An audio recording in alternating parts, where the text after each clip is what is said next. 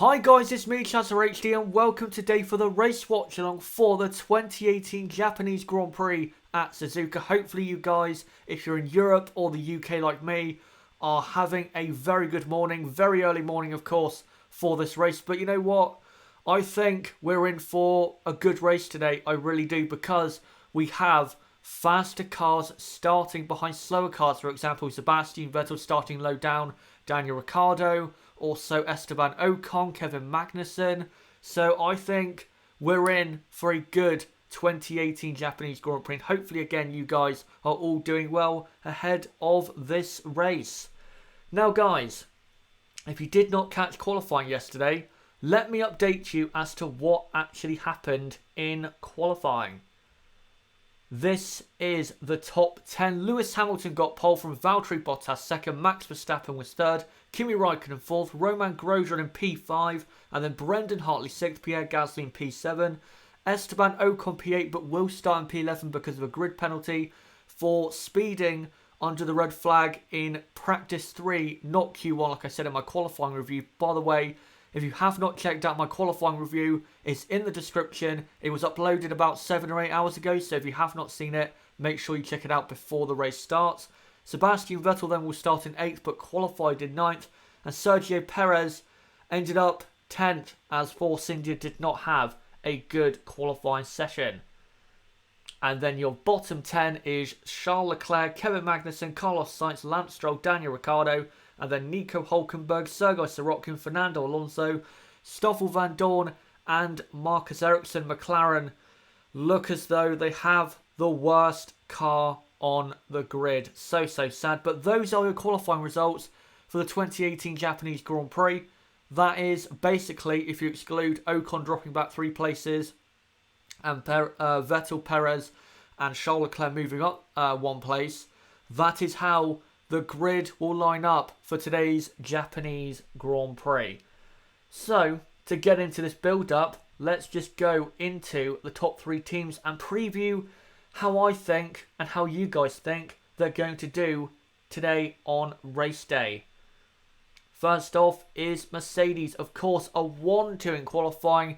Maybe not as dominant pace-wise as they were on Friday, but on Saturday they were definitely good enough to get the 1-2 as I predicted. And because they are starting, as you can see there, on the soft compound tyre, the harder compound tyre than the super soft, they're not going to be struggling for tyre wear. They have the pace on those tyres over the super soft runners. They're very good on a harder compound of tyre.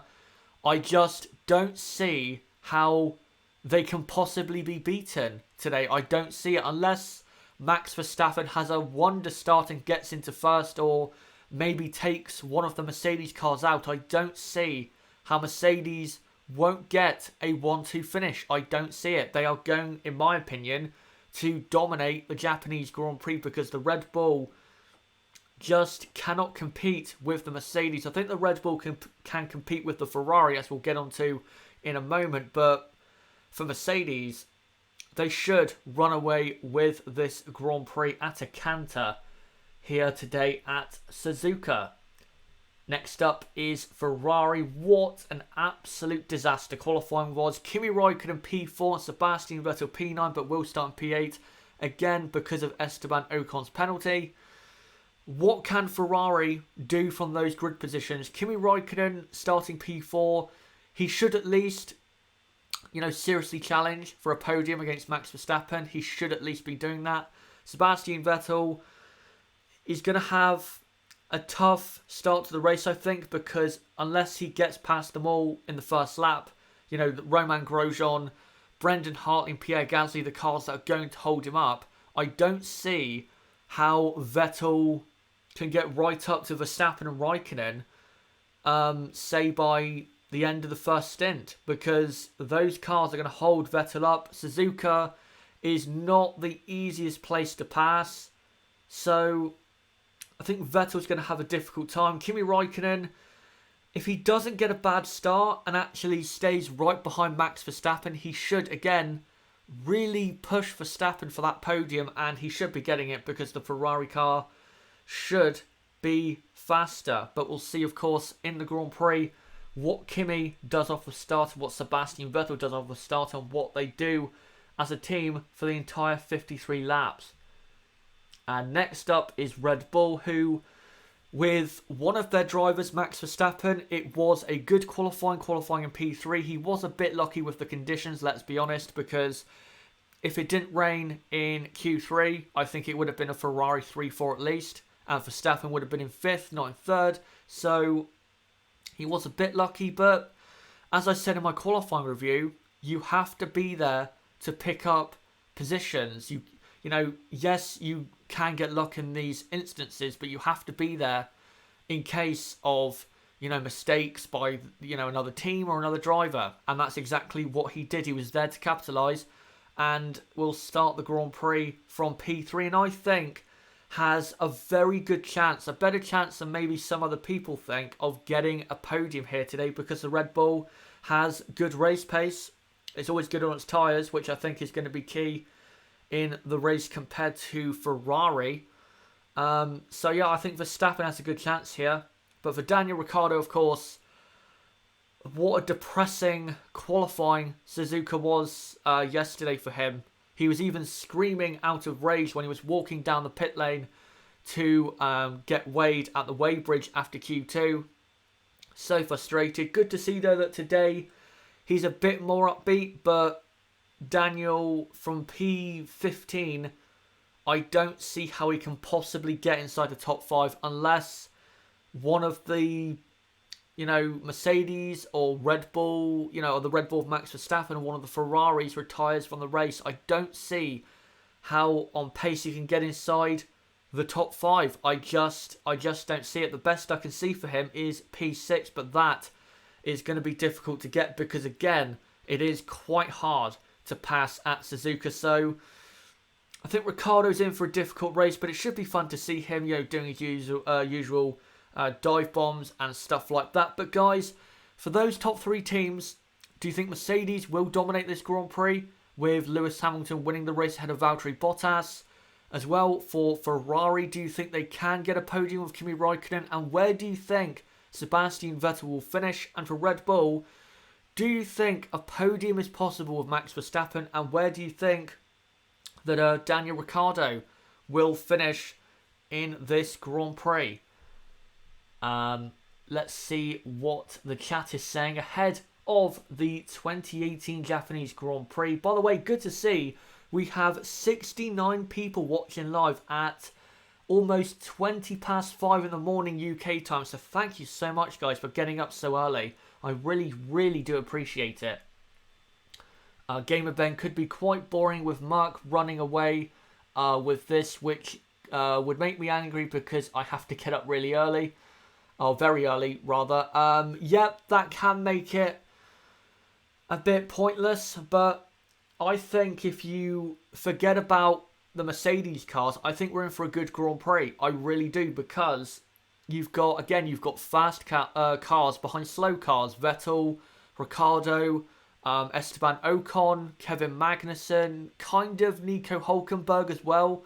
So I think we will see some passing, maybe not as much as I'm hoping for, but in the first 10 laps, I think we're going to get a lot of overtaking, especially down the main straight. Good morning to, I think it's Elo Veka RS. Good morning to you. Tim Walker says 12 a.m. here. I'm going to assume you're on the east coast of the United States. Yeah, so good morning to you as well. I think it's 2-click LP. Vettel will win. He will need so much luck in this Grand Prix for that to happen, because by the time he gets past, if he doesn't get past Hartley, Gasly and Grosjean at the start, if he doesn't get past them at the start and sticks behind them for, say, the first 10 laps, and eventually, you know, by, say, lap 10 or 15, gets past those 3 cars, by the time he does, the Mercedes cars will be probably a pit stop ahead. So he's going to need a lot of luck to do so. Hello from Germany. That's from 2-click LP. Great to see you getting up very early in Germany for this Grand Prix. He also says Vettel first, Bottas second, Hamilton third. Interesting. That would be a very, very... It'd have to be an exciting race for that to happen. It'd have to be. Yep, good day to Niblo, who is in the chat as usual, my podcast guest. Simon Cragland, I hope we will see a safety car at the middle of the race or something, and then I hope Ferrari and Red Bull has fresh tyres on so they can overtake Hamilton and Bottas, even though it's difficult to overtake. That could make for a good race at the top, but I think Mercedes are so fast that they won't actually lose the race if that, does happen. And you have to remember as well, if a safety car comes out in the middle of the race, Mercedes are starting on the soft tyres, so they can, if they want to, go onto the super softs to protect themselves against Red Bull and Ferrari. So Mercedes can protect themselves against Ferrari and Red Bull. And Moon says, hello, will you show the race here? Has it started yet? I hope not. I won't show the race here because, I'm not going to, destroy the channel in terms of copyright issues. But I will be showing pictures throughout the race and updating you guys with commentary as to what is going on. And no, the race has not started yet. The race actually starts in about 50 minutes time. So we're not too far away from the 2018 Japanese Grand Prix. I said 3 car crashes. Okay. Kalin, I think that is. I hope we get a spectacular start courtesy of Max. Good morning from Romania. Good morning to you in Romania. Hopefully, Max gets a good start. Normally, when he gets a good start, we have some very aggressive overtaking or just racing in general from Max Verstappen. Just remember last year at the hairpin, diving down the inside very aggressively of Sebastian Vettel. Now, I know Vettel had an issue and he wasn't 100% concentrating on his mirrors, but still, a great move from Max Verstappen. And if he gets that chance today in a braking zone at one of the first few corners, then I think Max has a good chance of making a position. 2Click, why can't we see the race here? As Niblo says, otherwise the channel will be took down because of copyright. There's no chance I can show video. The best I can do is pictures. I'll try and update you guys with as many pictures as possible during the Grand Prix. And Moon, Max is a beast. If he gets a good look at pole position, he's going to take it. Hamilton is a great defender, though. I don't think Max will get that great of a start because it's not a massively long run down to turn 1. And, of course, turn 1 is a very unusual turn 1 because it's almost like a kink going down into turn 2. It's very, very fast. So I think he can get into P2 if he gets a good start, but I would be surprised if he got into first. He would have to have an amazing start compared to the Mercedes. Alexandra Lewis, your commentary is more. Thank you very much. Anonymous, I hate everything. Max can make a dive bomb in turn 1. That would be ambitious because, again, turn 1 is very fast. It's not one of those corners that you can... It's not slow enough of a corner to do a dive bomb. Maybe at the last chicane or the hairpin, but turn 1, it's very fast, especially with these 2018 cars. And then you have to be great when you're in F1 at 17 years old. I was an instant fan. Yeah, you have to be. Let's be honest. If you're in F1 at 17, if you're in top level sport at 17, you have to be very good at what you're doing.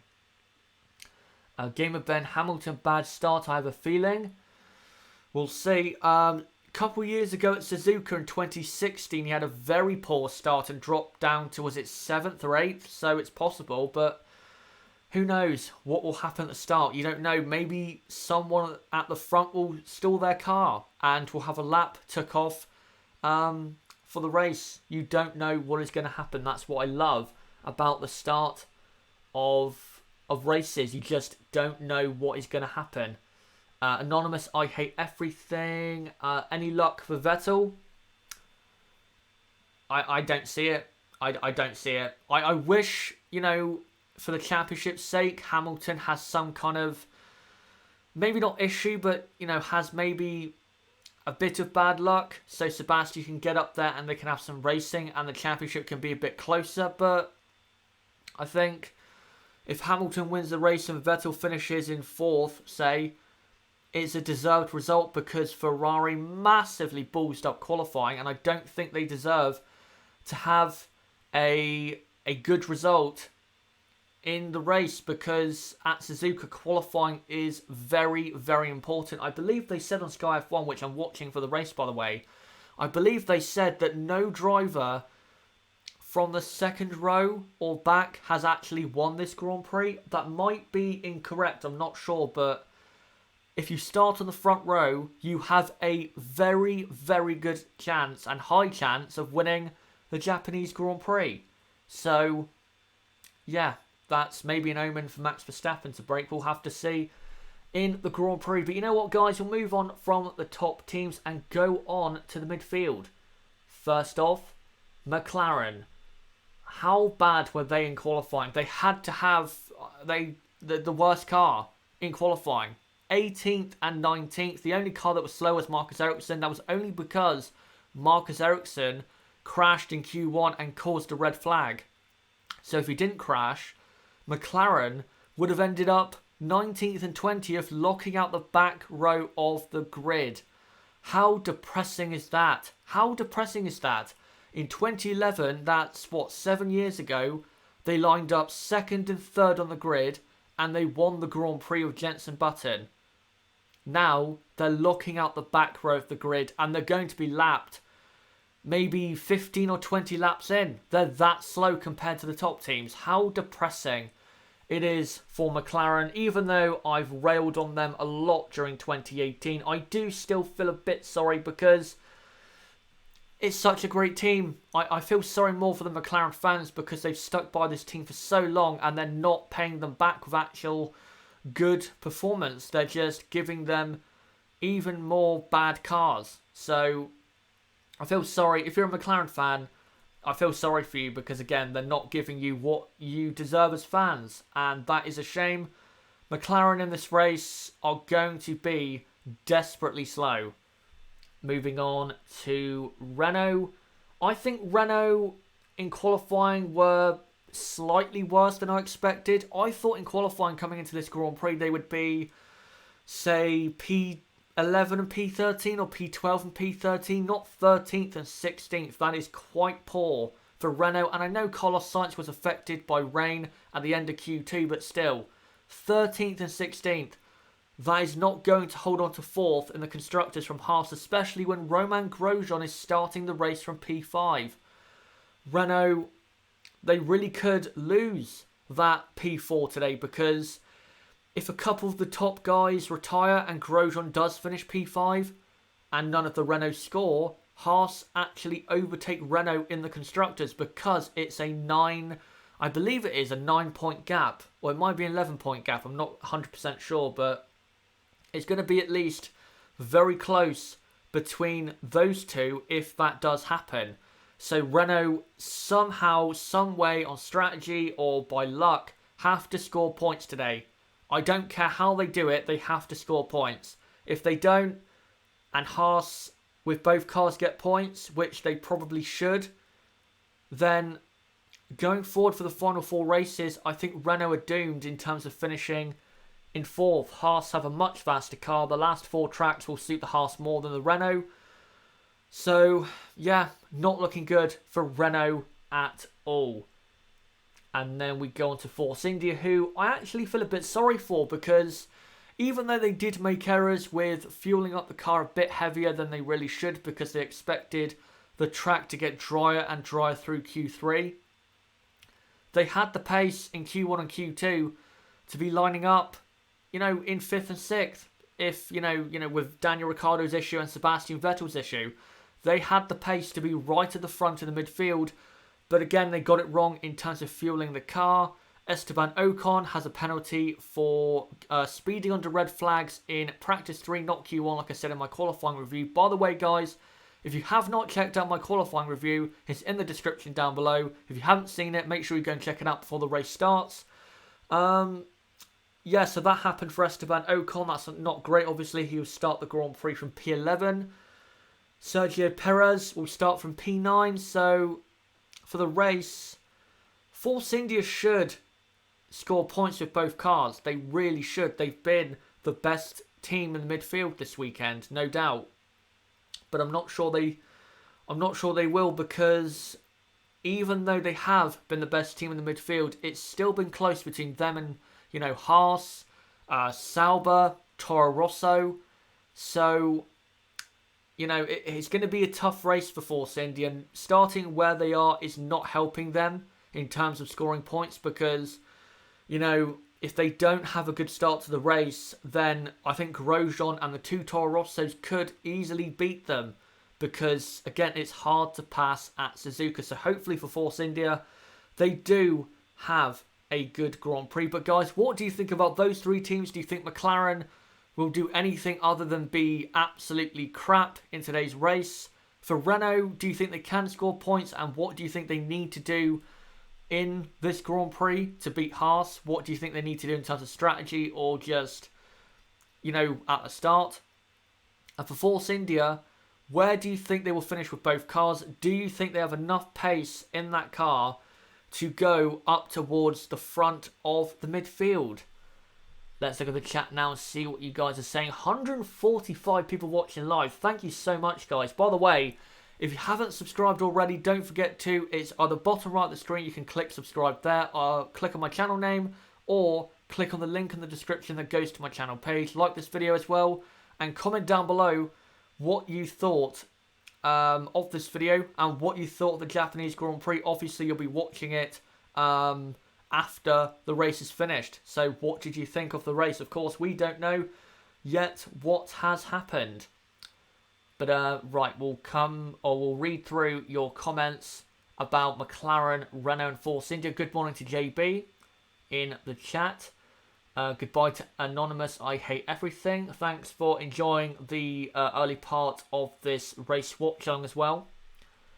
Tim Walker, has anyone else noticed this? Like every single race you see Hamilton picking himself?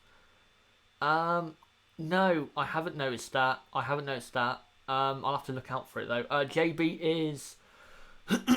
is Daniel Ricciardo getting any grid penalties due to his engine and is Ericsson getting a gearbox penalty? I think Ericsson does have a penalty, but Ericsson is starting at the back anyway, so it doesn't really matter. I don't think Daniel Ricciardo has a penalty. I don't think they've decided to change anything on his car, so I don't believe Ricciardo will have a penalty, meaning he will start from P15. Alexandra Lewis, Chaz, have you thought about the tyre life issues that Ferrari faced? Maybe worth a mention. I will get onto that once we start talking about tyres in this build-up to the Japanese Grand Prix. On Friday, of course, Ferrari were massively struggling on their rear tyres on the long runs. So, with these hot conditions today, by the way, if you're not tuning into the coverage right now, it's very hot and sunny, a bit windy, but very hot and sunny. That is not good news for Ferrari, even though their car does well at higher temperatures. With the tyre wear issues they have, this is not good news for Ferrari. Right, I'll try and go through everyone's comments and make sure I mention all your comments about McLaren, Renault and Force India. Anonymous, I hate everything, says he's a McLaren fan. Yeah, I really do feel sorry for you. I really do, because they've not paid you back with your support. Mighty Saviour, even if Lewis has problems still because Ferrari have been lacking, they won't come back, I think. That's the thing with Ferrari. Even if Lewis has issues, Ferrari are the type of team that will still mess it up. They'll still somehow finish behind Hamilton, or will not capitalise on whatever retirement a Mercedes or Lewis Hamilton has. They're the type of team that does that. McLaren, so sad. Absolutely, so sad. Anonymous, I hate everything, also says, McLaren, what is your problem? They have massive issues. Massive issues.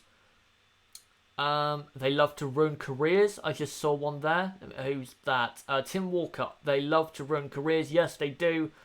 They ruined briefly the career of Sergio Perez, Kevin Magnussen briefly, and I think have ruined Van Dorn's career at McLaren in 2017 and 2018, because in 2017, for the first half of that season, he was basically a test driver to try and get the car to be more reliable and quicker. Second half of the season, he was, hit and miss, but was, I guess, decent. But this season, because the car just hasn't had the pace and has been, I think, too slow compared to what McLaren were expecting for 2018, his confidence has dropped. And because, again, the car is so bad, he's always qualifying at the back. But I think, yes, Van Dorn maybe could have done better. Maybe could have. But you cannot deny that that McLaren car is so bad that Van Dorn can't do anything with it. If Fernando Alonso cannot qualify higher than P18, then what do you expect Stoffel Van Dorn to do? That's what I don't get when people say, oh, Van Dorn doesn't deserve to be in F1 because he hasn't competed with Fernando Alonso. Of course he hasn't, because he's nowhere near as good, and he's never going to be nowhere near as good, and nor should he be expected to be as good. Fernando is still one of the best on the grid. Van Dorn, at best, if he reaches his potential, is probably just a midfield driver like Sergio Perez or Romain Grosjean. So I really don't get why people think Van Dorn has to, seriously compete and out-qualify Alonso when Fernando could probably out-qualify 90% of the people on the grid. I really don't get it. Top 25 drivers of all time, that's from Seru Gara. I probably won't answer that now because it'll probably take too long to answer that question. I might do that in another, stream or video. We'll have to see. But I'll keep that in mind for a future video or stream. Simon Craglan, but let's be honest, I know the McLaren car is poor, but Van Dorn has been so poor. He's always half a second behind Alonso. He should be a bit closer to Alonso. Don't get me wrong, Van Dorn probably should be a bit closer, but again, it's Fernando Alonso. Fernando's going to have at least over Van Dorn, considering Van Dorn's talent level, at least a quarter of a second in his pocket. So he's only a quarter of a second off, I would say, doing a decent job against Fernando in terms of qualifying. I never thought in 2018 that Van Dorn was ever going to out-qualify Alonso when I was, previewing the season. I never thought Van Dorn would ever out-qualify Fernando. Christopher Hernandez, will Verline come back? I think he will. I think he will be coming back with Toro Rosso and partnering Danny Kvyat at Toro Rosso, and I hope he does, because I want to see Pascal on the grid. I really like Pascal. I think he is massively underrated. Deserves to be on the grid this year. Did not deserve to lose his seat. Hopefully he does come back. Hopefully he does. He thoroughly deserves to have a seat in F1. But you know what? I think we're going to move on to the rest of the midfield teams. By the way, guys, we're about half an hour away from the start of the Japanese Grand Prix, so don't worry. We are not that far away. Williams weren't actually that bad in qualifying. P14, not P15, P14 for Lance Stroll, getting into Q2 with a great lap. And Sergei Sorokin was not that far off getting into Q2 as well in P17. So Williams, for the first time, if you exclude Monza and Baku, where they're expected to do well, this is probably Williams's or one of their best performances of 2018, because they were not expected to be, not the slowest on the grid. They were expected to be the slowest on the grid, but they haven't been. McLaren, in my opinion, have the slowest car. Williams have a faster car. Their car generally looks better, of course, has better straight line speed than the McLaren. And I think in the race, if there's enough retirements, they have a chance of points. Again, just a chance. I'm not saying it's going to be, 70 or 80% of a chance, but they have an opportunity to score points if, Stroll gets his normally great starts and if there are enough retirements in the top 10. Next up is Toro Rosso. What a great qualifying it was for them. And as well for Honda, of course, at their home Grand Prix. The Japanese Grand Prix is now sponsored by Honda, so it is absolutely Honda's home race. And what a day it was yesterday. P6 for Brendan Hartley. I'm so happy for him. He's such a nice guy. Thankfully, he got that position. And Pierre Gasly, P7, also doing very well. What can they do for the Grand Prix? Can they score some serious points? If other midfield teams have some struggles and Toro Rosso get a better start than their other midfield rivals, then you know what? I think they can score points with both cars and could be finishing, you never know, P8 or P9 with both cars. I think that would be a great result for Toro Rosso and Honda. I hope they do have a good result because I don't think Honda have scored, when they were with McLaren, I don't think Honda have scored points at their home race since they returned to F1. So it'd be great to see, if that is the case, it'd be great to see them scoring points at their home race and clearly proving that their power unit, in my opinion now, is not the worst on the grid. That is now the Renault. It'd be great to see them prove that and get a solid double points finish and show Red Bull and the world of F1 that they do, Honda, have a good enough power unit going forward to actually, give Red Bull a chance in 2019 of actually winning races. Maybe not winning a title, but definitely winning races in 2019. So hopefully for Honda, at their home race, it goes to plan. Next up is Haas. Now, with Romain Grosjean, it was fantastic in P5 on the grid. What a performance. And Romain Grosjean, I think, came out and said that that was his best ever Q3 run.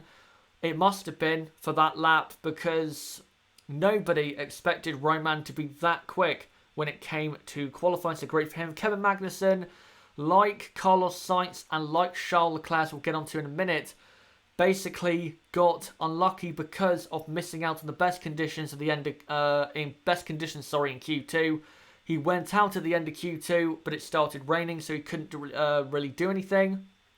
So, unfortunate for him, but he does have a fast enough car to win, or not to win, to get points in today's Grand Prix. Of course, if you remember last year, he finished in 8th after starting, I believe, was it 14th or 15th? So it's definitely possible for K-Mag to get into the points. And for Haas, hopefully a double points finish to further catch Renault and maybe overtake them in the Constructors if enough of the big boys in the field retire from this Japanese Grand Prix. And finally is Sauber, who, coming into qualifying, they had a lot of potential. Their car was very quick, but they didn't deliver on it. But I think it was a bit of an unlucky session. Marcus Ericsson made a mistake, admittedly, in Q1 at the S's section, I believe, at the top of the S's section going into Degner 1. It's not great for him. He will start the Grand Prix from the back. Charles Leclerc will start the Grand Prix from P10 because of Esteban Ocon's penalty, but the reason he did not get into Q3 is again because he went out the end when it started raining and missed the best conditions in Q2. Unfortunate for him, but like K-Mag, he does have the pace to score points. He absolutely does. The Sauber has been very quick this weekend, and I think Charles Leclerc is a very good bet to score points in today's Japanese Grand Prix. But guys, what do you think of those four teams? Do you think Williams, if there's enough retirements, can score points today for Toro Rosso? Where do you think at basically the home Grand Prix they are going to finish here at Suzuka? For Haas, can they score points with both cars? And for K-Mag, where do you think he will finish after starting in P12? And for Sauber, do they have enough pace with Charles Leclerc to score points? What do you guys think? Put in the chat right now and I'll read it out for the next 5 minutes or so. By the way, thank you so much to the 250 now people watching live, it's amazing me this, because in the UK it's 5:45 in the morning.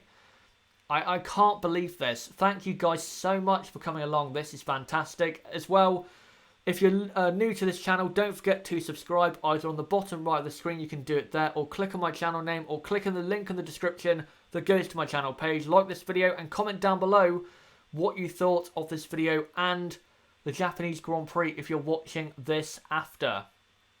Right, let's go through some comments. K-Mag will finish P9. That's from Simon Kragland, of course. Danish as well, I believe, and a very big fan of Kevin Magnussen. That seems a very plausible position for him to finish. I wouldn't be surprised if he finished there. Alexandra Lewis, nearly 1 a.m. here. Who needs sleep when there's F1? Absolutely. Absolutely right on the money there. Christopher Hernandez, Hartley will cause a crash and take out Vettel. Now, wouldn't that be a story? Simon Kragland, Leclerc P8, Gasly P10. Okay, maybe, I'm guessing you're thinking that Toro Rosso are not going to be super great in this Grand Prix. Hartley for his first win today, that's from Vegan Tard. Simon Kragland, do you think K-Mag and Leclerc will finish in front of the Toro Rossos? That's difficult to answer. I think Leclerc probably will finish ahead of one of them. For K-Mag, I'm not too sure. Because, you know, starting 2 positions down, and K-Mag, as ever, could get involved in something at the start. So we'll have to see. But I think Leclerc's definitely more likely to finish ahead of the Toro Rossos. And Simon Kragland, does Gasly drive with the new Honda engine? I believe he is. I think he is. I think that's why they were so quick. So, yeah, looking good there for Toro Rosso. The Spec 3 power unit is performing so well at this race. Alexandra Lewis, do we think Grosjean starting on the softs will throw a spanner in the works and cause some headaches for the front runners? I'll get onto that in a minute, but yeah, I think it could. But the thing is, because Grosjean is starting on that tyre, and the Super Soft, even though it is wearing more than maybe people expected, it's still going to hang on for quite a long time. By the time the top guys pit, Grosjean's not going to be a threat, I don't think. I don't think he's quick enough to be a threat, which is a shame, because if he was quick enough and Haas was quick enough, he probably would be able to get in there and have some good racing, but I don't think he is. Vegan Todd, sleep overrated. Give me F1. I'm not going to read the rest of that out. Seirugara, Van Dorn first, Alonso second, Ericsson third. Now that would be probably their best result of all time for McLaren if they finished 1 and 2 in this Grand Prix. Right, I'll try and read out a couple more comments in the chat before we move on to the one to watch in the Japanese Grand Prix. Just looking through now, just to make sure I don't miss any of your guys' comments. I don't want to miss your comments because all of you guys always put in great comments and ask great questions. Christopher Hernandez, can Gasly become a world champion? Gasly is a good driver, but I ultimately don't think he is good enough. I think he's kind of at the level of a Valtteri Bottas, which is not a bad thing because Bottas, you know, has won races, should have won races this season. But I don't think, like Bottas, he has the mental strength and is quite good enough to actually win a world title. I don't see it. But, you know, maybe if the Red Bull car becomes dominant again, maybe he can challenge for the title. We'll see. Right. Daniel Ricciardo for the win. I'm guessing Justin Lewis saying there. JB, come on, why is everyone giving troll predictions? Let's be serious. I think Palmer will win. Of course, it's 1 year since Palmer did his last race in F1. Thank God he went out of F1. What an absolute dog of a driver. One absolute awful driver. But anyway, we'll move on from that and now go on to the one to watch, as we're about 20 minutes away from the start of the 2018 Japanese Grand Prix. My one to watch in the Grand Prix, and it's not a surprise, and I think it's quite clear, honestly, is... Let me just get it up. There you go. Romain Grosjean. Starting in P5, the Haas car is normally good at Suzuka. He wasn't that far off. As far off, I thought, Max Verstappen in the Red Bull. I think it was only 3/4 of a second, so a good lap by Romain Grosjean. But the reason he's the one to watch is because, as someone, made the point earlier, he is starting on the soft compound tyres. That will play a factor, not with the top teams, but with the midfield, because if he can hang on to, say, P6 or P7, if he's at the front of the midfield at the end of the first stint and people start to pit, then if he does have enough pace on that tyre, he can extend his stint and then pit for super softs and be very quick at the end and finish at the front of that midfield battle. Can he do so? I'm not sure, because the Haas has struggled in terms of tyre wear and just general race pace, but I guess starting on the soft tyres does help with that, because generally when it comes to the stickiest or the fastest compound of tyre, Haas, they exploit it brilliantly in qualifying and get great pace out of it, but when it comes to the race, they fall back so far on the fastest compound of tyres. So I think starting on the harder compound will actually work for them, because it's probably going to help with their tyre wear issues. Maybe not for Kevin Magnussen. Well, we'll have to see what tyres he starts on, of course, starting outside the top 10. But if he does, K-Mag, start on super softs, then that might be an issue for him. But for Grosjean, because he's starting on the soft compound tyres, definitely one to watch in today's Grand Prix. But guys, in the chat right now, put in, who is your one to watch in today's Japanese Grand Prix? Is it Romain Grosjean? Is it Brendan Hartley, Pierre Gasly, Charles Leclerc, Esteban Ocon, Daniel Ricciardo? Put in the chat right now and I will read it out in the next couple of minutes. And again, to the 308 people watching live, just thank you so much. And again, don't forget to subscribe. Thank you guys so much for coming along at such an early time in the morning. It's not even 6 a.m. in the UK, and yeah, this is incredible. Thank you guys so much. Hello to Koiser, I think it is. Again, thank you so much. Justin Liu, says Ricciardo. Yep, that's definitely one to watch. Maybe not as much as Grosjean, but yeah, definitely one to watch when it comes to overtakes. Riyadh says Danny Rick. Hello to Falling Out EMS, who's just joined the chat. Hopefully you're doing well ahead of this race, which starts in about 15 minutes. Simon Craglan, Vettel, the one to watch for me as well. In terms of getting through the field and where he actually finishes in what is, I guess, still a title fight, because the title, of course, has not officially been won, I guess, but let's be honest, the title fight's over. Sebastian, I think the best, if Red Bull actually do have good race pace like I think they will, then I think the best Vettel can do is probably P4. So, yeah, I don't think he's going to have that great of a Grand Prix. Goodbye to JB. Thank you for coming along for the build-up. Hopefully you enjoy the race. Billy Lake, Finn will win, as Kimi or Bottas has not won all year. I don't think they'll win this race, as I'll get on to with my predictions. I don't think they'll win this race, but I wouldn't be shocked if one of them wins the 4 races after that. I wouldn't be shocked at all. Simon Cragland, if Vettel tries to overtake Verstappen, they will crash. Well, most likely, because whenever those two get on the same piece of racetrack together, crashes do tend to happen. Alexandra Lewis, thanks for the stream, Chaz. Off to the races. Have a good one. Have a good one as well. And thank you for coming along. Hopefully, if you're new to the channel and you haven't subscribed, you did. Falling Out EMS, I predict some good fighting between Vettel and Max for P3. Can Vettel, though, get quickly enough up the field to compete for P3? That's one thing we need to watch out for. I'm not sure whether he will or not.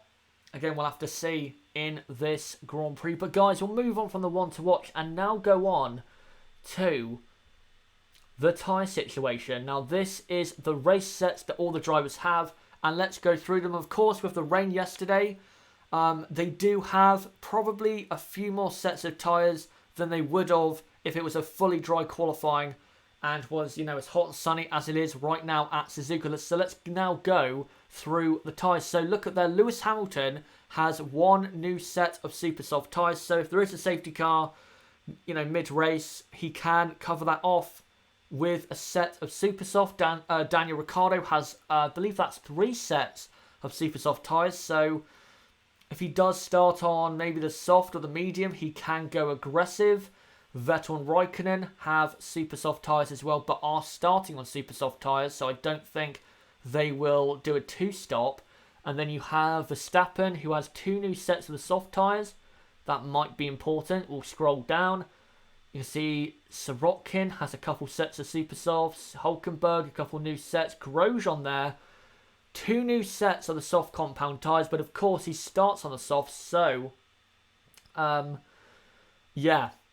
Oh, no, I don't think that's 2 new sets. Let me just look up. No, that's used. That's used. Okay, so he doesn't have a new set of soft tyres, but he does have a new set of mediums. So I think Romain Grosjean's strategy is going to be to start on the soft tyres and then go on to the medium tyres for the last stint. So Grosjean will probably pit, say, lap 20 to 25.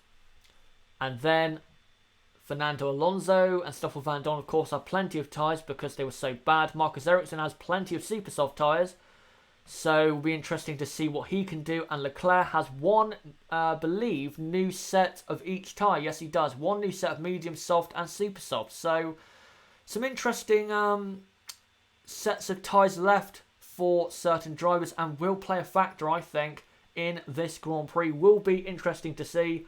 By the way, guys, if you're wondering, this will be a one-stop race. It always kind of has been since, say, 2014. It's going to be a one-stop race. The tyres do and can wear out of this track, but not enough to force the teams to do a 2-stop. So it's going to be a one-stop here today, which of course is very boring, but unfortunately that's the cards we've been dealt with, I guess, for the 2018 season when it comes to these tyres. But we'll move on from the tyre situation and go on to the best places here at Suzuka to overtake. Of course, first off, you have the run down to turn 1, and just in general, the straight, the DRS straight going down to turn 1, the only DRS straight on this track, I believe, is the start-finish straight. So this is the main place for overtaking down into turn 1. Of course, turn 1 is very fast, so if you're not, say, nicely alongside, then a move isn't massively possible. But if you do get a great run out of the final corner and the final chicane, you should get past the car you're trying to overtake. Of course, if you are much faster, like Sebastian Vettel or Daniel Ricciardo. So definitely watch out, of course, on the first lap for incidents down into turn 1, and for overtakes going down the pit straight into turn 1 as well. Now, there is another part of the track where you can pass, which is the hairpin. Last season at the Japanese Grand Prix, Max Verstappen brilliantly passed Sebastian Vettel into the hairpin. Of course, Vettel was not concentrating massively on, where Max Verstappen was, but still a great overtake. And in the past, we have seen overtakes here. For example, Kamui Kobayashi in 2010, did plenty. Sergio Perez in 2013 on 2012, on Lewis Hamilton. So it's absolutely possible, but you need such a great run out of Degner 2. But with these 2018 cars and the turbulence you get off the front wing, it's very difficult to get a great run unless the car ahead makes a mistake at Degner 2 and goes wide and loses some traction. So it's difficult to overtake, but definitely possible. And then for me, the final place to overtake is the final chicane. We've seen plenty of classic moments of this final chicane. Of course, Senna and Prost in 1989. We've seen great overtakes here in the 90s and the 2000s. And don't be surprised if there's passes here, because from the exit of Spoon all the way to the chicane, including 130R, it is flat out. So if you do get a good slipstream from Spoon to the chicane, you should be preparing for a move into the chicane at least, and maybe down the start-finish straight, going down to turn 1. But definitely the chicane is a possibility to overtake at Suzuka. It always has been, and I expect some action at the final chicane. But guys, before we get into the Japanese Grand Prix for proper, as it is starting in about 9 minutes time, I am now going to get into my predictions for this race. If you have predictions, then put them in the chat below and I'll read them out in the next 10 minutes. But here are my predictions. The winner of this race, in my opinion, will be Lewis Hamilton, because he has been dominant this weekend. He has been so fast in that Mercedes. The Mercedes car clearly is the best this weekend. Because Valtteri Bottas is right behind, if Mercedes, get away 1 and 2 and Hamilton is first, Hamilton should dominate this race, because even if, there are some threats from others, Bottas will keep them at bay and let Lewis Hamilton run off into the distance, of course, to try and build even more of a championship lead over Sebastian Vettel. So Lewis Hamilton, for me, will win the 2018 Japanese Grand Prix. No real surprise with that prediction. I think it's pretty clear, if he does get away into turn 1 first, that he will win this race. In second place, I'm going Valtteri Bottas. I'm going for Mercedes 1-2, because Mercedes have been dominant this weekend in a very 2014, 2015 and 2016 style way. They have such a fast car compared to Ferrari. A clear advantage, I would say at least a quarter of a second, say in qualifying terms, if Ferrari actually did their laps properly yesterday. And in the race, I think Mercedes have better race pace, because they're not destroying their tyres like Ferrari are. And of course, compared to Red Bull, Mercedes are way faster. So in today's race, it should be a Mercedes 1-2.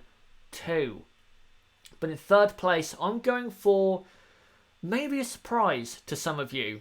In third place, I'm going for Max Verstappen. Now, the reason I'm going for Verstappen is because, one, Kimi Raikkonen never really gets a good start, so don't expect Raikkonen to pass Verstappen into turn 1. Of course, it is possible, but I wouldn't expect it. And Max Verstappen has been very fast all weekend. The Red Bull has good race pace. It has good tyre wear. The Ferrari does not have good tyre wear. And yeah, I think the Red Bull of Max Verstappen will finish in third. I think he's very good at this track. He loves Suzuka, clearly. It's a track where he can showcase his aggressive driving. And I think if he gets an opportunity to get ahead of maybe a Mercedes into turn 1, he will go for it and will probably confirm a podium finish. So hopefully for Verstappen, he does get a good start and has a good Grand Prix. But guys, what are your predictions for the 2018 Japanese Grand Prix, as we're about 5 minutes away from the start of the race? Who are you going with to win the race? Who are you going with to finish in second? And who do you go with to finish in third? What do you think will happen with Ferrari? Put in the chat right now, and I will read it out for the next 5 minutes or so. Just throw up this image on the screen for you guys. There you go, of Lewis Hamilton.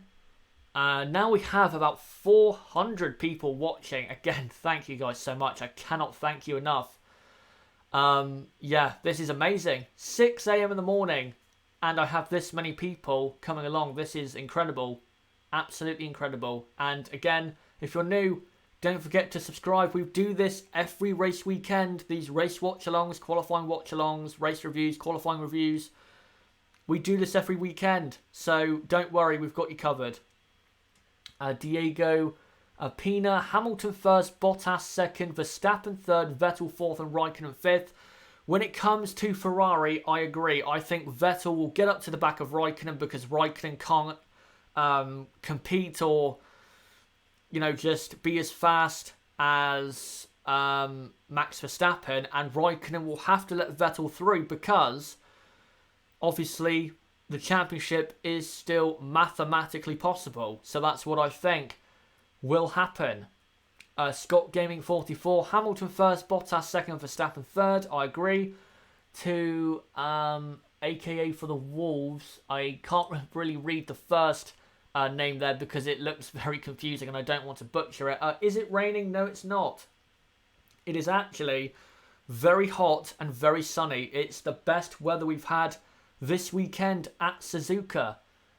Botti Gamer, Bottas first, Verstappen second, and Hamilton third. So he can be crowned in Mexico. Greetings from the land of tacos. Greetings to you as well here on this early morning. Hamilton third. Something would have to go massively wrong, maybe at the start, for that to happen. I don't see that happening, but he'd have to get a poor start for that to happen. Serugara, Bottas first, Hamilton second, Vettel third, Verstappen fourth, and Raikkonen fifth. Okay, so you think Vettel will have enough pace from P8 on the grid to catch and pass Max Verstappen in the Red Bull? Just move on to this picture of Kimi Raikkonen and the final chicane.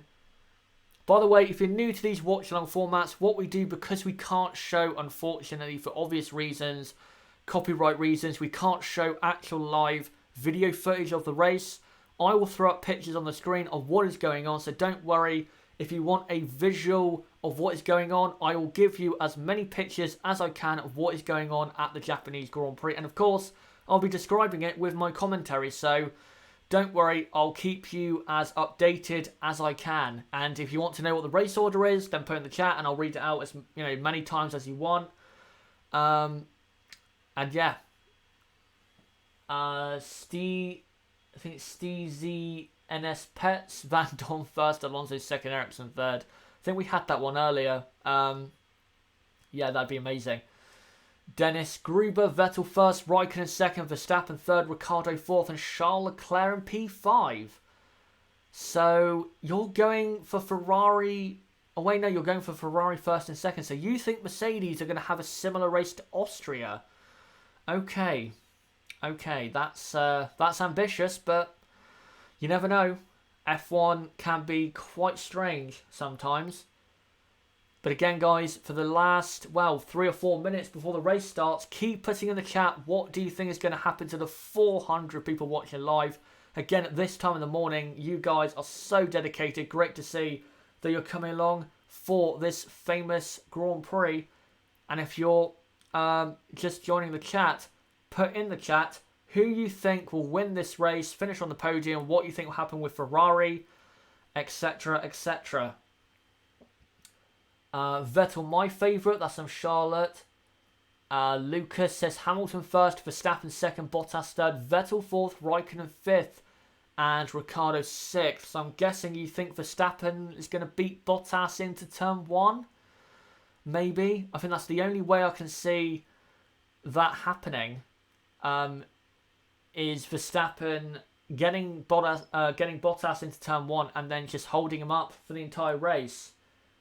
As just looking at the start tyres, so Ocon is on super softs in P11, then you have Magnussen, Sainz, Stroll, Ricciardo on soft tyres, and then Sirotkin, Alonso, Van Dorn and Ericsson on soft tyres, but on mediums, I believe, is Nico Hülkenberg. So Hülkenberg is going deep into this Grand Prix.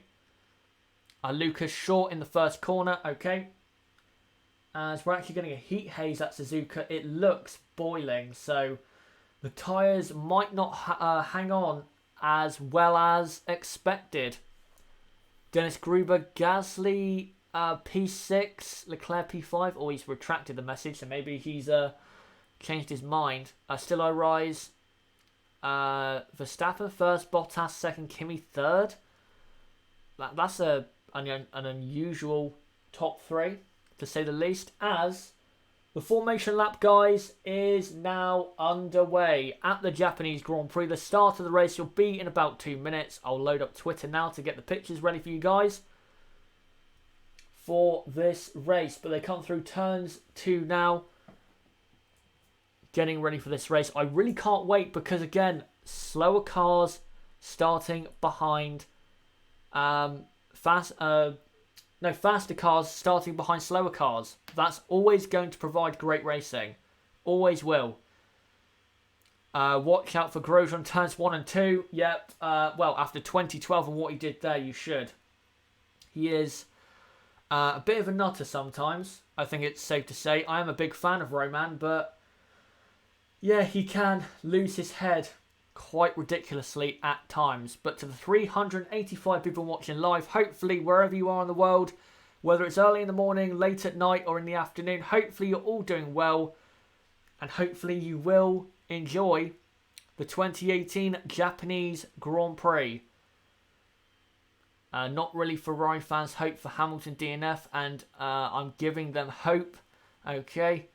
Dennis Gruber, Gasly P6, Leclerc P5. That would be a very good performance from those young stars, as the Mercedes cars are already coming up to the end of the mid-sector and to 130R. So the race will be starting very soon here at Suzuka. Just getting ready here for the start. The formation lap is almost over as Lewis Hamilton now comes down into the final chicane. Get ready, guys. It's going to be a very hectic start with, again, Vettel and Ricciardo starting a lot lower down than originally expected.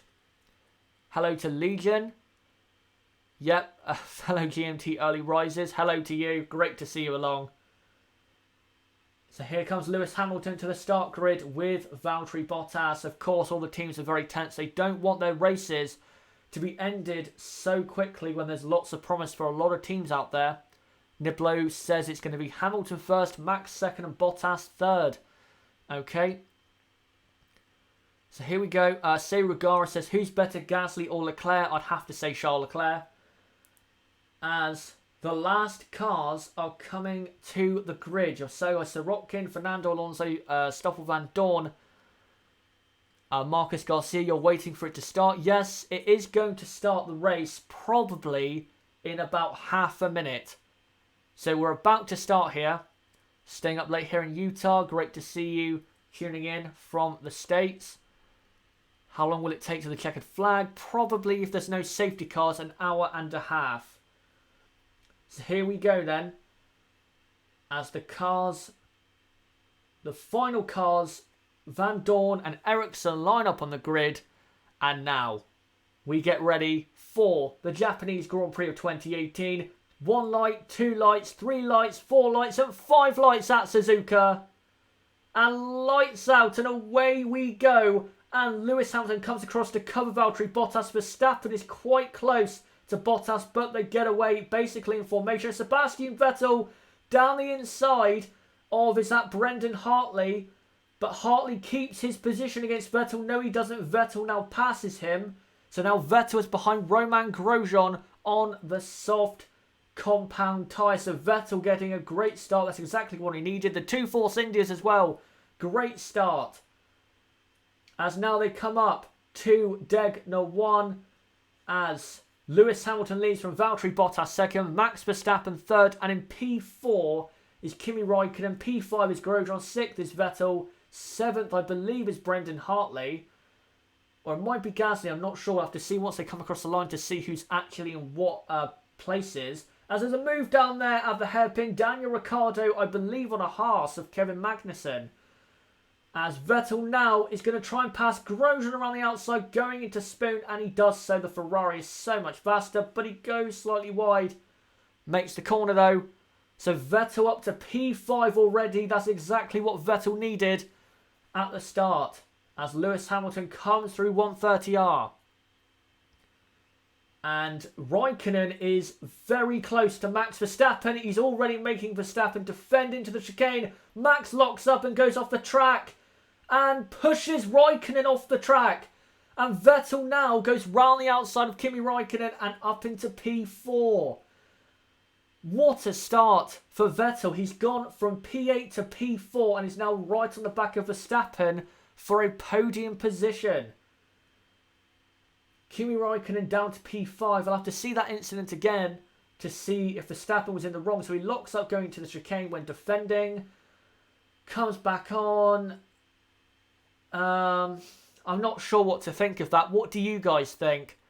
Do you guys think that was a bit unfair from Max? Oh, I'm not sure what to think. I'm kind of thinking a bit 50-50 at the minute. I can see why Ferrari are angry, but I can see why he wouldn't get a penalty for that. Max, stop and go. That's from John. Oh, not sure. Oh, that's a problem for Kevin Magnussen. A puncture on his rear tyre. So that's his race basically over. And he's now dropping debris on the track. So he might get a safety car here at Suzuka. Max didn't have much room then. Oh, what happened then? So Magnussen, was he defending from Charles Leclerc? Oh, so yes, he was. Leclerc passed. Oh, that is dangerous from Magnussen. I'm sorry. That is way too dangerous. Magnussen deserved to get a puncture. That was absolutely terrible. Charles Leclerc's right behind, then moves out, and then Magnussen just moves across and blocks him and then gets a puncture. K-Mag deserves every bit of bad luck he gets in this race now. What a poor piece of driving. As Daniel Ricciardo, by the way, is up to P11. So the field is Lewis Hamilton leads from Bottas second, Verstappen third, Vettel fourth, Raikkonen fifth, Grosjean sixth, Gasly P7, Perez P8, Ocon P9, 10th is Brendan Hartley. Wow, not a good start for him. Ricciardo P11, then Carlos Sainz 12th, Leclerc 13th, Alonso 14th, good start. Hulkenberg 15th, Stroll 16th, Ericsson 17th, Sirotkin 18th, Van Dorn 19th, and Magnussen is last. And still touring to the pits on his punctured tyre. As does Magnussen spin here? Oh no, he drops some debris. Oh, that might be a safety car, you know. That's a lot of debris on the exit of Spoon. Simon Craglan, stupid K-Mag, it was. He didn't have to do that. You know, there's another 52 laps to go. You don't need to be defending that aggressively. As Daniel Ricciardo tries to pass Brendan Hartley at Spoon and goes right around the outside. Great move from Daniel Ricciardo. Hartley is falling alarmingly down the field. Right, guys, I will now post a picture of what is actually going on. So I'll post a picture of the starts. Magnussen has come in and put on the medium compound tyres. He did start on soft tyres. So he can now go to the end of the race. So if there's a safety car, K-Mag has a chance, I guess, of points. But we'll have to see, of course. Right, I'll try and get this picture on the screen for you guys as soon as possible. Here you go. That was the start at Suzuka. Hamilton coming across and covering Bottas and Verstappen. Exactly what... let me just adjust that. There you go. Exactly what he needed to do to maintain the lead. And now Lewis should run away with this race. He really should. As for Magnussen, what's Danish for he's an idiot? yeah, he... absolute idiot. Safety car has come out apparently. Yep, okay, that's a safety car then. They're not showing on the screen right now. They're showing replays of Daniel Ricciardo diving down the inside of Carlos Sainz at the last chicane. But apparently we have a safety car. And this is a replay again of Verstappen. I'm not sure if Verstappen's at fault. Yes, he does go off the track. But, you know, he makes an effort to come back on. And I don't think Raikkonen was enough alongside and didn't exactly have the line for the exit of that corner. So, you know what? I'd leave that go. But, yeah, safety car. because of debris from K-Mag and his left rear tyre, I think, or right rear tyre. John covering the lead, come on, but Bottas is not allowed past Hamilton, and he was already backing the field. True. Yeah, there's too much debris on the track. On the start-finish straight, at the last chicane, at the exit Spoon, safety car had to come out. This is great news for Magnussen, because now he can catch up to the pack and still maybe score points, because the medium tyres might perform well. Where's Ricciardo? Ricciardo is P10. Ricciardo is P10 behind the two Force Indias of Perez and Ocon. So under the safety car on, I believe it's lap 4 or maybe lap 3. It's Hamilton leading from Bottas second, Verstappen third, Vettel fourth, Raikkonen fifth, sixth is Grosjean, seventh Gasly, eighth Perez, ninth Ocon, 10th is Ricciardo. Then P11 is Hartley, 12th is Sainz, 13th is Alonso, 14th Hulkenberg, 15th is Stroll, 16th Ericsson, 17th is Van Dorn. Leclerc is 18th because he's just coming in as I speak to put a new front wing on because of that contact with K-Mag. And then Sorokin is... Oh, yeah, again, that... We've just seen a replay of the Leclerc-Magnussen incident. That was so poor. He moved so aggressively to the inside. It was like he was waiting for Leclerc to get as close as possible and then move. You can't do that. Make a move, to defend early enough to give the guy behind you an actual chance to not knock his front wing off. Poor Charles, absolutely didn't deserve that. K-Mag, though, deserved getting that puncture for poor driving. Is Ricciardo's engine holding up? So far it is. And then Leclerc actually is P19, not P18. Sorokin is P18. Leclerc is P19. And Magnussen is P20. Ricciardo, 7 positions in the first lap. No, it's 5 positions because he started in P15. But still, 5 positions. Very good. They're still looking at a replay of this Verstappen-Raikkonen. Oh, Verstappen has a 5-second time penalty for that incident. Leaving the track and not returning safely. You know what? Yeah, I agree. Looking at it now, Kimi had the right to be on that part of the track. And as well, he did he cause some damage to the Ferrari? Looking back on it, yeah, I can see why they've given a penalty, and I think it probably is. That's fair. That's from Jeff. Is it Barrister or Barnister? I can't see your name from here. But yeah, he says that's fair. Yeah, it probably is. It probably is. Always Verstappen, and that's from Lucas. When it comes to penalties for drivers at the front of the field, yes, it's always Max Verstappen. He's had plenty of penalties in 2018 for driving. Raghav Gupta, Kimi took some damage. Yeah, I think that plays a factor as well. Kimi has some damage to his car, so clearly Verstappen didn't return as safely as I originally thought because Kimi did lose something off of his car. Hello to Ben McCarthy, who's just joined the chat, I think. Hello to you. Hope you're doing well. How was Toro Rosso's race pace so far? Is it holding up to the presumed power gain from Honda?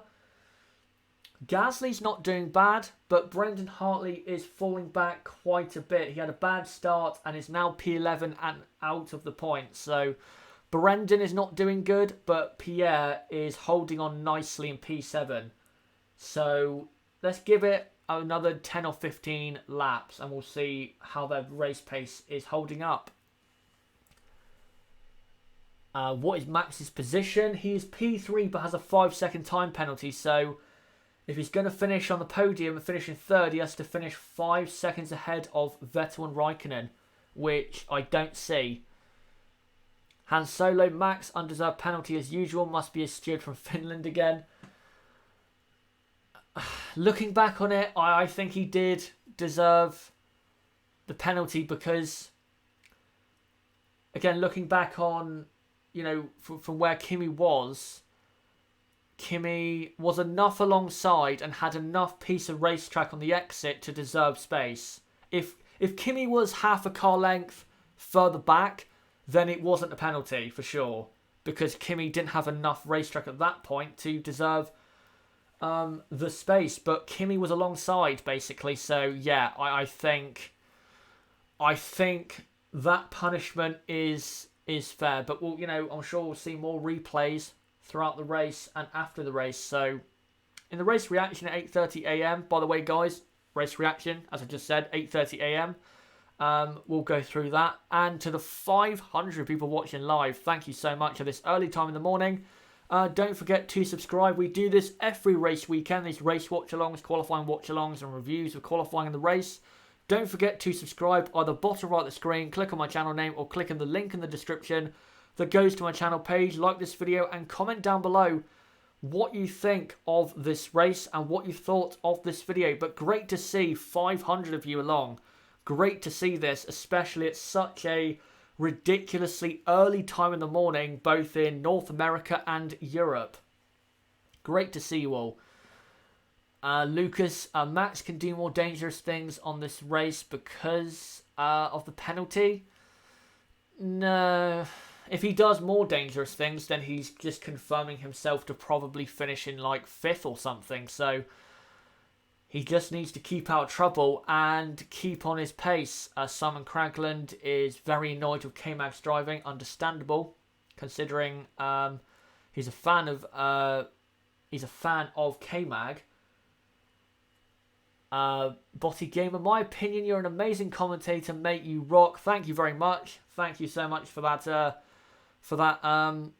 Support about my commentary and as well the stream. Thank you for coming along as well. A lot of new people I can see in the chat, so great to see some new people, getting involved in the community, and hopefully the community just keeps on growing. Ronan Brady, this is the reason Verstappen cost himself all the time. It's because he's at that age and he still has that aggressive style that will not concede to absolutely anyone on any given day at any given time. That's why he is like that. Right, I'll post a new picture, guys, of the leaders behind the safety car. We're not behind a safety car anymore, as they now let go of the safety car, and the race is now underway again. Lewis Hamilton leads from Valtteri Bottas second. Third is Max Verstappen, as Vettel has a look at Max Verstappen in P4. Raikkonen 5th, Grosjean 6th, Gasly 7th, Perez 8th, Ocon 9th, Ricciardo 10th, Brendan Hartley in P11, Carlos Sainz P12, then Alonso 13th, Hulkenberg 14th, Stroll 15th, Sorokin 16th, Van Dorn 17th, Leclerc 18th, Ericsson 19th, Sauber not doing well, and K-Mag is in 20th. Right, I'll try and get a picture on the screen for you guys to give you an accurate description of actually what is going on. I think I have this picture of the drivers behind the safety car, so I think I'll post that now, because the order hasn't changed. As Ricciardo going into the hairpin, can he make a move on the four-cylinder? No, he can't. Very difficult to pass at Suzuka. It is very difficult to pass. I think this is the picture. There you go. That was a couple laps ago. As contact. Is that Vettel? Yes. Is that Vettel? Yes, it is. Sebastian Vettel has made contact with Max Verstappen. What the hell has gone on there? I literally just looked at the screen and Max and Sebastian have crashed, and now Kimi's on the back of Max again at the final chicane. What happened? As Kimi now is going to get a great run surely down to... No, he's not. He's too far behind. What happened between Max Verstappen and Sebastian Vettel? Yes, the championship is over. Vettel is now 19th. As it stands, the gap goes to 75 points. What happened there? We need to see a replay, because the camera just dramatically cut to what was happening. So here we go. Vettel down the inside at Spoon and makes contact with Max Verstappen. Now, I want to see another replay of that. So, you know what? I think that's more Vettel's fault because Verstappen did give Vettel a chance to make the corner. He did go a bit wider than he normally would have. And then Vettel hit Verstappen. So Vettel again bottles it. How many crashes is that now? How many crashes? That's what? So Germany, France, Italy, and now Suzuka. And now Vettel is 19th. As Magnussen pits again, I'm going to assume his car is too damaged. Yes, it is. K-Mag will retire. So that's now 4 races where Vettel has made contact with another driver. I don't get... Sebastian, he frustrates me so much. He has so much potential, but he just doesn't use it. Can Vettel win? No. Or will he bottle it? Yes. Vettel is 19th. There's no chance he will win. There's no chance he'll get on the podium, I think, from here. As now Max Verstappen is pulling away from Kimi Räikkönen. Vettel is now down to 19th and I think has damage because when I looked back at that replay, I think a big part of Ferrari flew up in the air. So I think Vettel has some damage. As Marcus Ericsson crashes into the back of Charles Leclerc at the safety car restart. In what has to be the softest accident I've ever seen. So Marcus Ericsson getting caught out. So not great there at Sauber. They've had a horrible race so far. What is going on? That's MRD. Sebastian Vettel is 18th after contact with Max Verstappen. Lewis Hamilton leads from Bottas 2nd. Verstappen 3rd. Raikkonen 4th. Grosjean 5th. Gasly 6th. Perez 7th. Ricciardo is now past Ocon for P8. So Ocon is 9th. And Sainz is now P10 ahead of Brendan Hartley. And then it's Hartley 11th. Alonso 12th. Stroll. Hulkenberg 13th. Stroll 14th. Leclerc 15th, Sorokin 16th, Ericsson 17th. Vettel is now 18th but struggling with damage. Van Dorn 19th and Magnussen is basically retired from this race. Master Blaster, yep, damn, everyone crashing. They are. Lots of them kind of failing to engage their brain. Really? Why didn't he just wait the 5 seconds and got him in the pits? Because Sebastian Vettel is Sebastian Vettel. You know the answer. We've seen it this season. We've seen it last season. That's why Vettel will not win the 2018 World Championship. Does Max have damage? Can he keep podium? Or will Ricciardo take one finally in forever? As it stands, Kimi Räikkönen will take the podium because Kimi is 2.2 seconds behind and Verstappen, of course, has the penalty. So right now, Raikkonen is on the podium and Max is in P4. Ricciardo right now is half a second and kind of stuck behind Sergio Perez. By the way, great to see as well the midfield, the lower midfield are so close. Great to see.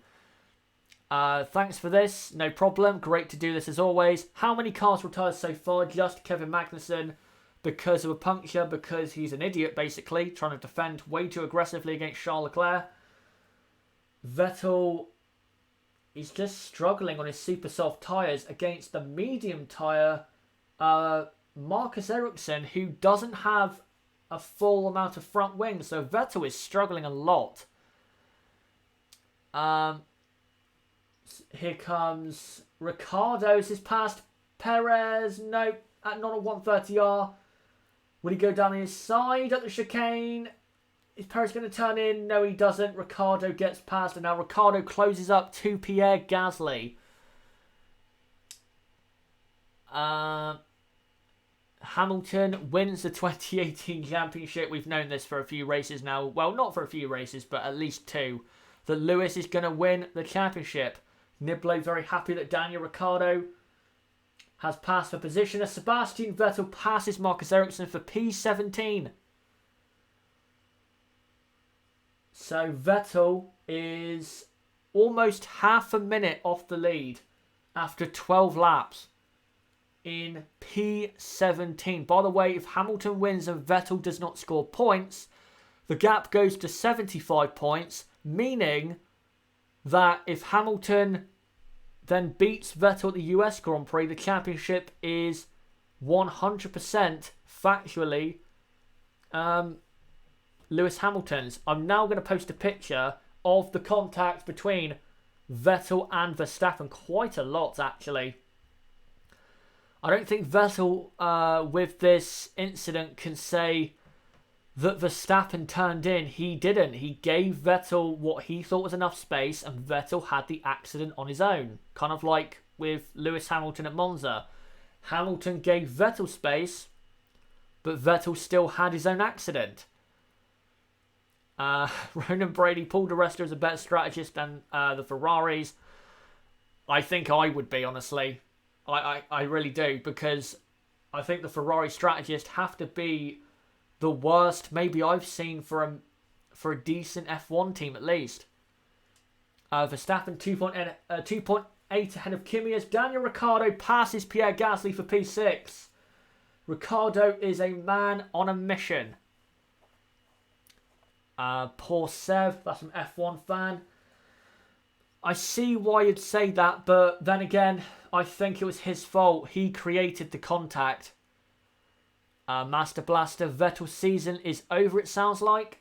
It was over after Russia, in my opinion. What is Max's race pace after the collision? Same for Seb. Is it significantly worse? For Max, he's actually pulling away more than he was in the first few laps. So Max is actually getting his head down and pushing. For Vettel, I think he's starting to get a bit better in terms of pace, but I think he has damage. So even if he gets past these midfield cars, I don't think he can beat Ricciardo or his teammate, because Vettel, I don't think has enough pace to do so. As now Daniel Ricciardo closes up to the soft tyre running Romain Grosjean for P5. He's probably going to get him into the last chicane. Here we go. And Grosjean lets Ricciardo through. So Daniel Ricciardo is up to P5 after 15 laps. Ricciardo is flying. Ben McCarthy, I don't blame Seb for being optimistic, but he understeered into Max and mucked up again. As Vettel passes Stroll for P16. Oh, was it Sorokin or Stroll? He passed Stroll for P15, actually. No, I don't blame him for going for the position. He had every right to do so, but the reason the contact happened was because of him, because he understeered straight into him. So, you know, again, he had every right to go for the move, but yeah, that's what happened. I wouldn't give Vettel a penalty. I think it was a racing incident, but if you're going to say one driver's at fault more than the other, it has to be Vettel understeering into Max. Botti Gamer Ricciardo for a podium.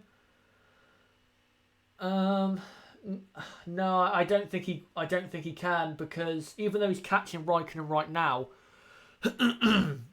I don't think he has enough pace to get up towards those podium positions. By the way, though, Max is 3.6 or 3.5 now ahead of Raikkonen, so another 1.5 seconds, and Verstappen is holding on to that podium. Still I Rise is responding to someone else. Okay. He's responding to Master Blaster saying, I can't believe they haven't pitted Seb. And then Still I Rise says, because Seb will go on softs for remainder once he stops. Yeah, that's exactly why. Jeff, I thought Ricciardo would be motivated. He looks very motivated. Was so down after yesterday, after that just despair of the unreliability, and now he looks like he's just going to push as hard as possible and try everything to get onto the podium, and if he does, you know what, he deserves it. John Brown, no DNF, but Hamilton will let Valtteri win. No, I don't think he will, because even though Vettel is outside of the points and Hamilton is leading the race, Hamilton still needs those points. They want to wrap up the championship as soon as possible in case something dramatic happens. So I don't think that will happen. But if Hamilton wins the title, say at the Circuit of Americas or Mexico, don't be surprised if in Brazil or Abu Dhabi, Hamilton and Mercedes try to get Bottas to win a race. What tyre is Danny Rick on? That's on Raghav Gupta. He is on the soft tyre, so he's doing well. Simon Craglan, Vettel has lost so much confidence. As I say that, he passes Charles Leclerc for P14, his teammate for next year. He's going to have to be very wary of Charles in 2019. He has lost a lot of confidence because ever since that mistake at Hockenheim, and you could hear it in his voice after that mistake, he absolutely knew that he bottled a massive opportunity and that he gave Mercedes and Hamilton exactly what they needed to then take the momentum away from Ferrari. And ever since then, Vettel's confidence has been low. Even though he did win in Spa, of course. 50 points lead on Vettel. He could spare a win for his wingman. True, but again, the championship has not officially been won, so I wouldn't do that. I would let Lewis win ahead of Bottas and try and get the championship wrapped up at the US Grand Prix in 2 weeks' time. Might post problems with Raikkonen. He does have some small damage from the contact with Verstappen at the end of lap 1. But maybe not massive enough to be as far off the pace as he is. He's currently 5.5 seconds behind Verstappen. So Verstappen is thrashing Kimi in this race. Verstappen looks like he will absolutely finish on the podium. By the way, Lewis Hamilton leads by 3.5 seconds to Bottas.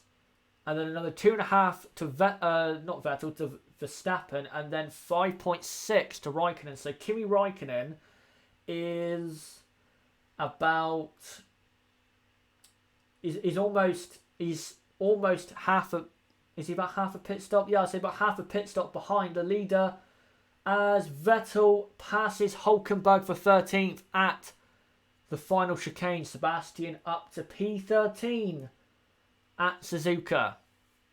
Ricciardo catching Kimi fast, just took a second off in a lap. Yes, he did. Only 4 seconds now. Ricciardo is very quick. I'm just going to read out the order on lap 17. So it's Hamilton leading from Bottas second. Third is Max Verstappen. Fourth is Kimi Raikkonen. Fifth is Daniel Ricciardo. Sixth is Grosjean. Seventh is Gasly. Eighth is Perez. Ninth Ocon. 10th is Carlos Sainz, then Brendan Hartley P11, Alonso 12th, Vettel 13th. Vettel will pass Alonso very soon. And then Hulkenberg 14th, Leclerc 15th, Ericsson 16th, Sorokin 17th, Van Dorn 18th, Stroll 19th. But I believe Stroll has pitted. And Magnussen is your only retirement as Kimi Raikkonen looks as though he's coming in to the pits. Hello to Annette in the chat. I believe from Australia, so great to see you. Ricciardo is very good in the races. That's from Simon Cragland. He is very good when it comes to race pace. As Kimi Raikkonen pits from P4, presumably for soft tyres. We'll see though. He might go for mediums. We'll see. What are they going for? Medium tyres on the Ferrari. So you know what? Because Ricciardo did not do Q3, as Kimi now exits the pits, Ricciardo can now go on, I think, if he goes long enough, can go on to super soft tyres. Surely. And catch the Ferrari of Raikkonen at the end of the race. As Kimi Raikkonen comes out in P10 behind Carlos Sainz. Not going well for Ferrari at all. As Raikkonen, just before big lock up into the final chicane. Ferrari just what's happened for Ferrari this season ever since Hockenheim. Poor, if you include, if you don't include Spa, poor race after poor race after poor race, missed opportunities, bottling races because of driver mistakes, crashes, strategy errors throughout the season. How can a team this good be this poor when it comes to those things? This is Ferrari. Ferrari. They're supposed to be the biggest and best F1 team in the land. But they're acting like they're at the back of the grid with their decisions. Honestly, it's really quite pathetic. B Hassan 786, great to see him. Hamilton is already 50 points ahead, not including this race. Again, I do see your guys' point as Vettel is trying to pass Alonso, but Alonso is defending. Of course, Alonso does not want to let Vettel just pass him so easily. I see your point, guys, but again, the title race is not officially over. So until it's officially over, they're not going to risk it. So Lewis, I think, will win this race as Vettel goes round the outside of Fernando Alonso at turn 1 and is up now into P12. Hello to Max Claydon. Yes, I do remember you from yesterday's stream. Great to see you. Ricciardo takes the lead after F1 pits. Safety car comes out. Ricciardo pits. Joins in first on Super Softs. The team of Schumacher, Alonso, Lauda and Alesi, the eldest on the grid. What happened? I don't know. I really don't know. Needs more of a look, honestly. Ronan Brady, can you remember a worse year in terms of strategic decisions? No, I can't. There's been seasons where teams have got it wrong a couple times, but not as many times as Ferrari. Ferrari have got it wrong at least 5 times. And it's cost them points.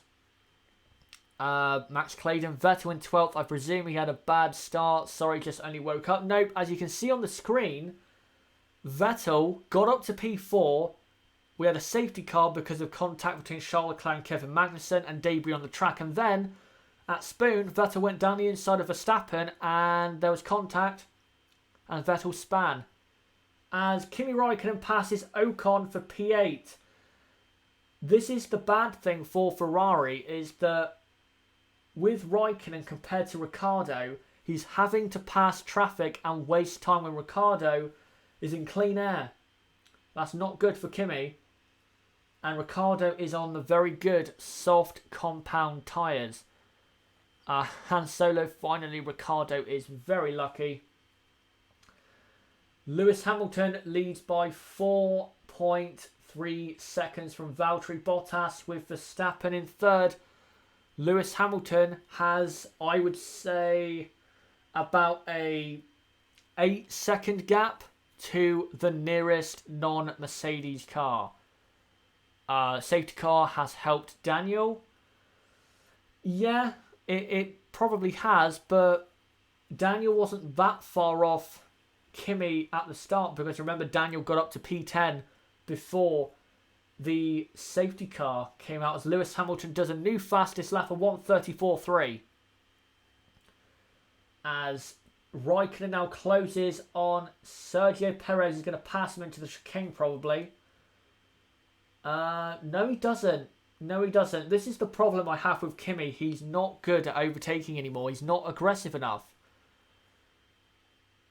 As he should pass him down into turn 1, but Perez has DRS as well. Can Kimi pass Perez into turn 1? Yes, he can, because I think Perez let him through. So, smart play there by Sergio Perez. B. Hassan. Did anyone notice how Ricciardo lost his voice in post-quality interview? Must have shouted bleep too loud. Well, if you actually hear that moment where he screamed, he actually had a massive voice squeak, so he probably did from doing that. Kimi is just there because of his name. Okay.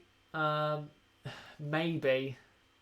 Maybe you're right. As Vettel passes Brendan Hartley, by the way, for P11, I think. As Kimi Raikkonen now closes up to Pierre Gasly. By the way, the gap from Ricciardo to Kimi Raikkonen is about 19 seconds, and it takes 22, I believe, to pit. So Ricciardo is gaining time on Kimi Raikkonen, and also Daniel is gaining time on Max Verstappen. Blissmark, Joe, Kimi should retire. He is holding up space for younger talents. Well, I guess you could say him going to Sauber is actually helping a young talent in Charles Leclerc. So, I see your point, but at least he's leaving Ferrari, I guess. As Kimi shapes up through the final chicane to pass Gasly down the pit straight. By the way, I can't remember who said it, as Fernando Alonso gets a 5-second time penalty.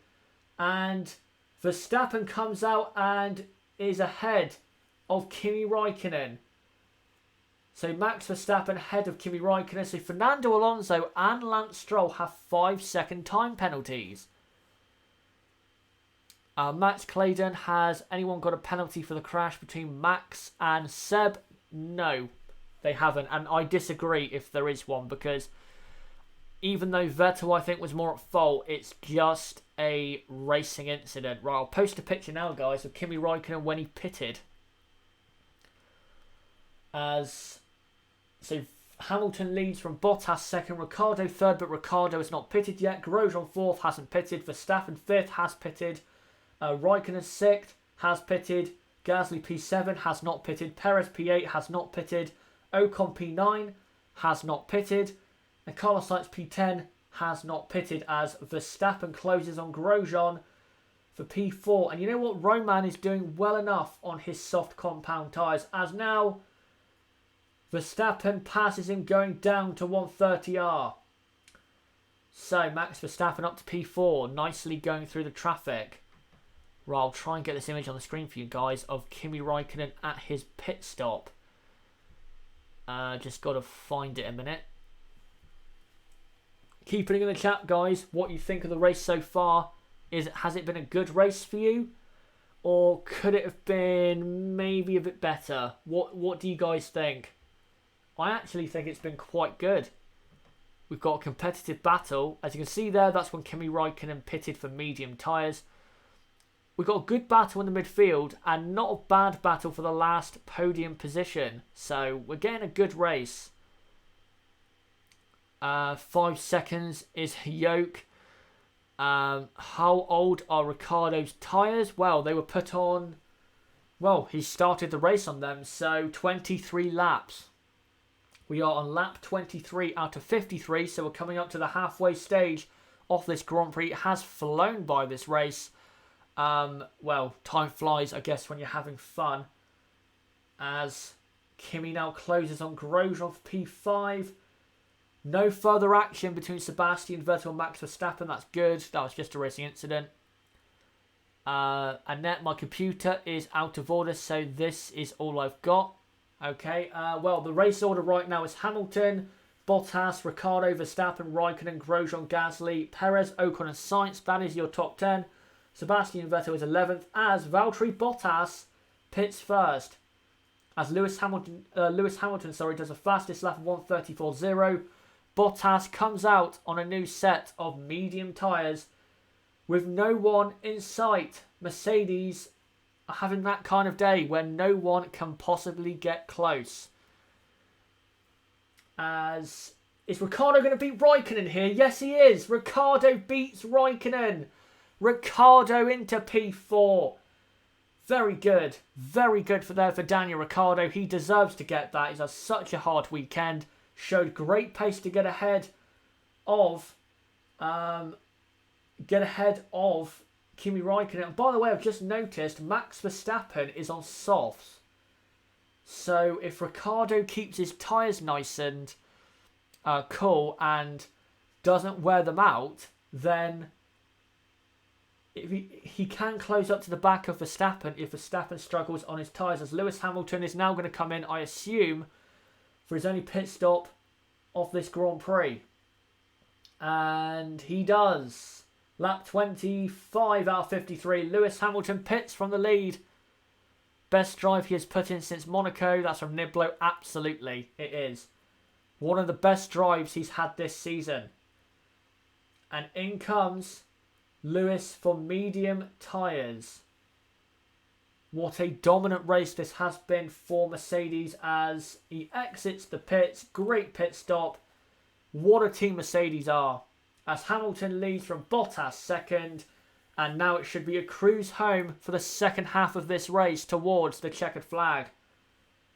So now that the top guys have pitted except for Sebastian Vettel, who is P11 still, Hamilton leads from Bottas second, Verstappen third, Ricciardo fourth and has pitted, Raikkonen fifth, has pitted, and then Grosjean sixth, Gasly seventh, Ocon eighth, Perez is now ninth but is in the pits. So this is what happened between Alonso and Stroll. So Stroll goes round the outside of Alonso at 130R and then... So hold on. So Stroll pushes him off. What is going on for Fernando? So he's been pushed off and then he's just jumped the last chicane again. Okay, Fernando's having an interesting race, to say the least. Alonso for rally. He wouldn't be bad in rallying, given what I just saw there. Just like last year, top four occupied by Red Bull and Mercedes. You're right. Last year it was Hamilton winning from Verstappen, Ricciardo and Bottas. And if Bottas had finished, or if not had a penalty for the race and qualified actually and started where he did qualify, then it probably would have finished the exact way it looks like it's going to finish now. With Hamilton first, Bottas second, Verstappen third and Ricciardo fourth. But guys, Ricciardo is now catching Max Verstappen for P3. So here we go. And by the way, Max Verstappen has a penalty. So Daniel Ricciardo, as it stands, will finish in P3 from P15 on the grid. You have to say, guys, Daniel, if he doesn't have a retirement, he has to be driver of the day. I know we're only halfway through the race, but come on. He has to be driver of the day. Started P15, worked his way up to fourth, brilliantly got past Raikkonen with some great final laps before he pitted. And now because of Max Verstappen's 5-second penalty, Ricciardo is right in line for a podium. Great drive so far. So the race, well, sad to say, guys, after the first stint, I'm afraid the race has kind of settled into quite a settled and boring patch. I'll try to keep you guys entertained, of course. But if there's nothing going on, then I'm afraid I can't really describe it any better than it actually is. Right now, there's no real passing on track. You have Sebastian Vettel in P10. And by the way, he's actually falling away from Carlos Sainz. So Vettel is struggling for pace now. If I was Ferrari, I would pit Vettel for softs. And then just get him to push as hard as possible going until the end of this race. Here you go, guys. That's when Daniel Ricciardo got past Kimi Raikkonen. For me, driver of the day for absolute sure, and by an absolute mile, has to be Ricciardo. What a drive. What a drive. Daniel deserves a good race. That's from Bismarck. He does. As, yep, Vettel is coming in for soft compound tyres. He had to. He will now drop quite far down the order. Can Vettel score points with half the race left to go? As they put on the soft tyres. And he now goes as Perez passes Sorokin down the pit straight. Ocon has just pitted. So Vettel is now 16th. So he has, I would say, 7 or 8 seconds until the points. So he's got to catch that and he's got to pass cars as soon as possible. Because if he doesn't and Lewis Hamilton wins, the championship will be over most likely at the US Grand Prix. No problem, Annette. No, that's not Verstappen. That is Daniel Ricciardo, I believe. Yeah, that is Daniel Ricciardo. If anyone can correct me on that, then go ahead and do so. But I believe that is Daniel Ricciardo. As we're looking at Charles Leclerc right now, behind Nico Hülkenberg. And Hülkenberg is being caught by Leclerc. And this is why I'm guessing. Oh, Leclerc got out of shape in Degner 1. What skill that is to keep the car under control. I'll note that's Max in the picture. Okay, right. Sorry about that, but you get the picture. You know, Red Bull have stayed ahead with Max Verstappen of Kimi Räikkönen and have jumped Kimi with Daniel Ricciardo. Great race from Red Bull. Tenius edits, are Mercedes pilots allowed to battle for first place? Probably not, because Hamilton has to win the title. And it cannot be done at this race, so they're not going to let Bottas win. Malik says Ferrari deserve good driver and experienced race engineers. They do. But where do they find it from? Where do they go and find those, those engineers? Max Claydon, if it finishes how it is at the minute, if Lewis Hamilton finishes ahead of Seb in any way in Austin, he wins the championship. He does. So Vettel has to score points now. He's behind the Williams. Oh, he's got to be careful there. He's behind the Williams with Sergei Sorokin. Got close. Under braking into the hairpin. And is now going to go round the outside on the run. Oh, Sorokin pushes him almost onto the grass there. Sorokin defending very aggressively. But Vettel goes down the inside at Spoon. Sorokin got a bit aggressive there. I don't think he quite saw him. As now Charles Leclerc's under pressure from Sergio Perez for P11. But Leclerc's right on Hülkenberg's tail. Leclerc down the inside of Nico Hülkenberg. Contact, I think. Great move by Leclerc. Selling him in the dummy.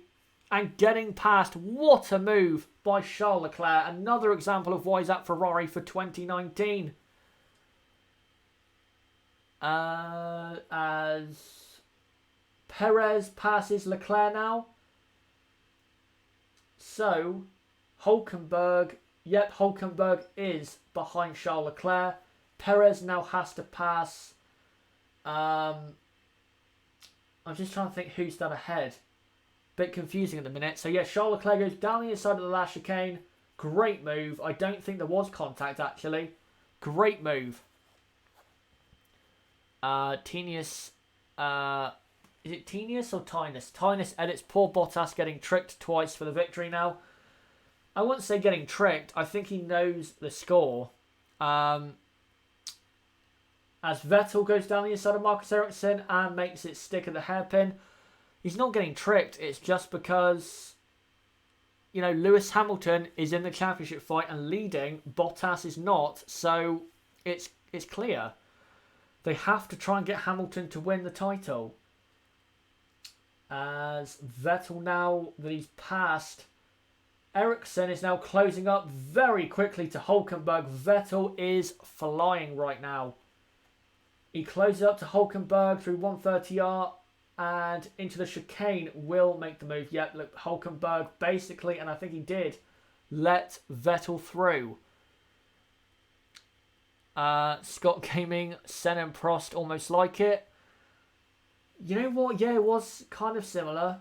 As now... Oh, that's very close. Grosjean just coming out of the pits. And just making it out ahead of Sergio Perez. I got very close for comfort. Perez passes Leclerc. So now Grosjean is ahead of Perez. This is how close it was. Perez passing Leclerc and then tried to go round the outside of Grosjean, but was not going to happen. But guys, Grosjean is on mediums and the Force India of, I think, Sergio Perez is on softs. As Ocon, I think, made contact there with Hülkenberg.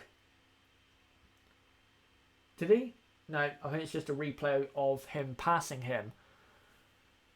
Sebastian, big lock up into the hairpin as Ocon is trying to pass the Sauber of Charles Leclerc.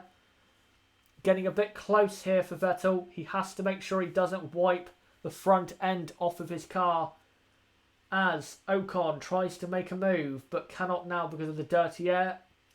But should get a great run on the exit spoon, and he does. So does Sebastian Vettel. This is going to get close into the final chicane. Vettel, Ocon defends as Vettel, does he go down the inside of 130? Oh, no, he doesn't. But he does go down the inside at the final chicane. Sebastian does get past. I have seen a couple people saying that that move was, by Charles Leclerc, the move of the race. I have to agree. What a move it was. Brilliant. Exactly what we want to see, as now Vettel closes on Leclerc and passes him because, of course, Leclerc doesn't want to disappoint his teammate for next year, of course. So there you go. Vettel now up into... He's now P9. So Vettel is flying. What lap are we on? That's some Cheryl Robinson, I believe. Yep. We are on... Just wait for this replay to end. I think we're on lap 30 out of 53. I'll just wait and see. Just watching replays now of Vettel passing Ocon and Charles Leclerc. We are on lap 32 out of 53. Hamilton leads from Bottas second, Verstappen third, Ricciardo fourth, Raikkonen fifth, Sainz is sixth, Grosjean seventh, Perez eighth, Vettel ninth. Leclerc is not 10th anymore as Esteban Ocon passes him for 10th. So Leclerc 11th, Ericsson 12th, 13th is Gasly, 14th Sirotkin, 15th Stroll, 16th is Brendan Hartley, 17th is Alonso, 18th is Van Dorn, 19th is Hulkenberg, and Magnussen is your only retirement.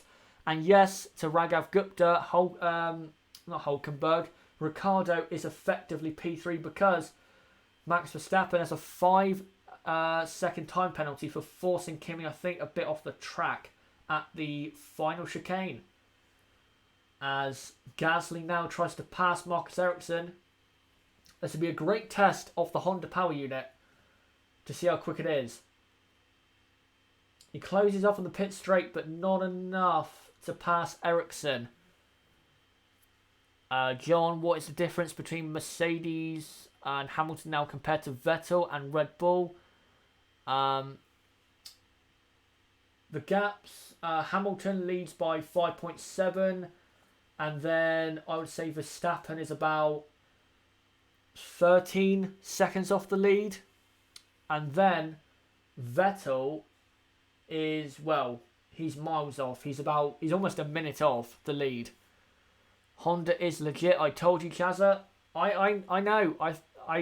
I've seen the progress they've made.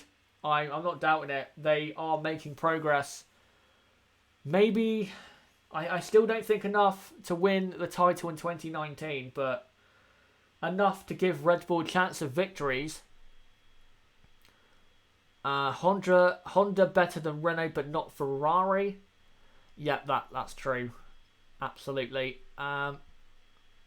Right, I'll show another picture now of when Grosjean came out of the pits and just held off Sergio Perez. But Perez, where is Perez? Oh, he's dropping off Grosjean. Vettel was actually past him. As Gasly is still on the back of Marcus Ericsson. About to pass. Right, I'll just try and get this image on the screen. There you go. Romain Grosjean only just holding back Sergio Perez. How important will that be at the end of this Japanese Grand Prix? Red Bull will give Honda wings. Jason Kroon's Twitter said Verstappen took penalty at pit stop. Okay, oh no, that's not good news for Ricciardo then, is it? I forgot about that rule that you can take the 5-second penalty at your pit stop. Thanks Jason, to reminding me of that. So Verstappen will get third then. If he did take it at his pit stop, he'll get third. So, oh, that's not good for Ricciardo. But at least, you know, P4 is still good. So, you know, not a bad result. As Carlos Sainz has now pitted and come out right behind Sergei Sirotkin. He's now passed Sirotkin, so must have repassed him into turn 2 on the exit of the pits. Annette go Danny anyway. Falling out EMS, still doing well. Absolutely, still doing well despite falling away from Max Verstappen. As Vettel is now within a second of Grosjean and will pass him very soon. Vettel does a 33.2, now the fastest lap of the Japanese Grand Prix. Verstappen is really closing on Bottas now. He is actually. He was like 7 seconds and now it's about 5.5. I'll keep an eye on that as Vettel now has to try and pass Grosjean on this lap. Just clear my throat there, guys. There's been a lot of action to cover today. The Discord code has expired. Okay, I'll re-update it for the race reaction at 8:30, so don't worry, it will be re-updated. So if you want to join that, then come along for the race reaction at 8:30 AM UK time, where for an hour we are all going to react to the 2018 Japanese Grand Prix and just discuss what happened. As Sebastian Vettel is now up to P6, he's passed Romain Grosjean. So yeah, guys, if you come along to that, we will react together to what has happened. It's actually been quite a good race, you know. This has probably been the best race since Monza, I would say, as Sainz goes around the outside of Sirotkin, and contact going towards Spoon. That was very close for. Too close to call, as Gasly, I think, has just passed Charles Leclerc. He has. Gasly now up to P10. Jean-Michel Vettel, fastest lap, position 6. Yeah, he is. As Carlos Sainz passes Marcus Ericsson around the outside into turn 1 and 2. Honda in the points are some Legion. Yes, they are. They are currently running in P10, so not as high as I thought they would. But I guess points is points. But Carlos Sainz right now is flying through this field. And at this rate, they're not going to score points. Because Sainz is going very fast. Where is the GP2 team? I guess you're talking about McLaren. They're 17th and 18th. Let that sink in. Ronan Brady, good move by Sainz, but he is having a poor season. Just watching a replay of Gasly down the inside of Leclerc at the final chicane. I wouldn't call it a poor season. I'd say more hit and miss. He's had good races, he's had bad races. Just not consistently good enough, I'm afraid. I've lost my faith in Vettel, lol. I can understand why, but you know, try and stick by your driver if you can. But again, I can understand why you would say that. And by the way, guys, in the chat right now to the 430 people watching live, there is the Discord link. If you want to join our Discord server, we have about 72 or 3 people in that server. So if you want to join the already, again, 72 people on that server and join the growing community here on Chazza HDF1, and as well, just to let you guys know, if you want guaranteed notifications for my streams and videos, you have to be on Discord, because that's the best place I've found for giving out notifications. So go over there, join the server and join the community. It'd be great to have you along. Ronan Brady, just watching their car coming out the pit lane. My favourite driver is Alonso, but I always cheer for Vettel just because I don't like Hamilton. From that standpoint, yeah, that's understandable. If you don't like Hamilton, then I guess you're going to, in a way, support Vettel or anyone opposing him. I've just seen something on Twitter.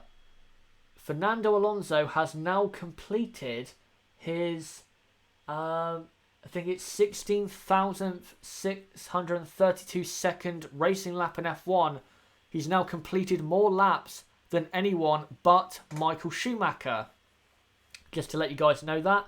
Interesting stat. Yep, Jason just put that in the chat. You must be reading off the same Formula 1 Twitter. Botty Gamer, you can't blame... I don't know what you're saying there about Ocon. You can't blame a gay guy for asking about his crush. So where is Ocon at the moment? Has he pitted? Okay, Ocon is P9. As all very aggressive Alonso on Stroll, he was sending a message to Lance Stroll there. Yeah, a fan. I think a fan or a fan. Yeah, I fully agree with that. Shumi, our thoughts are still with you. Absolutely. Scott Gaming, Verstappen catching Bottas still. Yes, he is. Bottas only 3.6 ahead. The soft tyres compared to the mediums are working for Max. Can Max in the last 15 laps pass Valtteri Bottas? Put in the chat right now, guys, whether you think he can. Yes or no. Stroll, yeah, was good in quali, but is behind Sirotkin. Yes, he is. Alonso is closing, though, on Sergei Sirotkin. As Bottas still getting caught. Now 2.5 seconds between Bottas and Verstappen. I think the mediums are not doing as well as the teams thought they would. Yes, I have faith in Max. That's from Legion.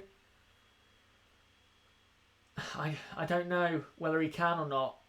It depends where the traffic or how the traffic gets involved. James Eric, what's the order at the moment? Right, with 14, I believe, laps to go. It is, as Alonso passes Sirotkin around the outside into turn 1. So with 15 laps to go, Lewis Hamilton leads from Valtteri Bottas second. Third is Max Verstappen. Fourth is Daniel Ricciardo. Fifth is Kimi Raikkonen. Sixth is Sebastian Vettel. Vettel, by the way, 40 seconds behind Kimi Raikkonen. And then you have Grosjean P7, Perez P8, Ocon P9, Gasly P10, Sainz P11, Ericsson 12th, Hartley 13th, Alonso 14th, Sirotkin 15th, Stroll 16th, Van Dorn 17th, Leclerc 18th, Hulkenberg, I believe, is retiring. Yes, he is. Hulkenberg is out of the Japanese Grand Prix, and that adds to the other retirement of Kevin Magnussen. So there you go, James Eric. That's your order. Max Clayton, Hamilton may have issues. He is complaining again. The gap between him and Bottas has closed, and of course Verstappen. I think it's just Mercedes are not doing that well on the mediums compared to Red Bull on the soft tyres. Annette, what are the time gaps between the first few? Hamilton leads Bottas by 5 seconds. Max is now 1.2 behind Bottas. Game on. Ricciardo is 5 seconds behind Max. And then Raikkonen is about 7.5 seconds behind Daniel Ricciardo. Ferrari's race pace is so bad. And then Sebastian Vettel is 41 seconds behind Raikkonen, in P6 as Bottas laps 2 cars there. And now Max has to do the same. So Max will have to come through these cars as quickly as possible. He's got past Van Dorn. Sirotkin has pitted. Is he retiring or not? Oh, Stroll wasn't great there in letting Verstappen through. Should have gone a bit wider, but I guess he's trying to hang on to a position. Simon Craglan, both Ferraris have damage. They do, but still the race pace hasn't been that good. Kind of as we expect, or as we expected. Verstappen can win this race. That's from Max Clayton. I don't think he can. I think he can get second, but I don't think he can get the win.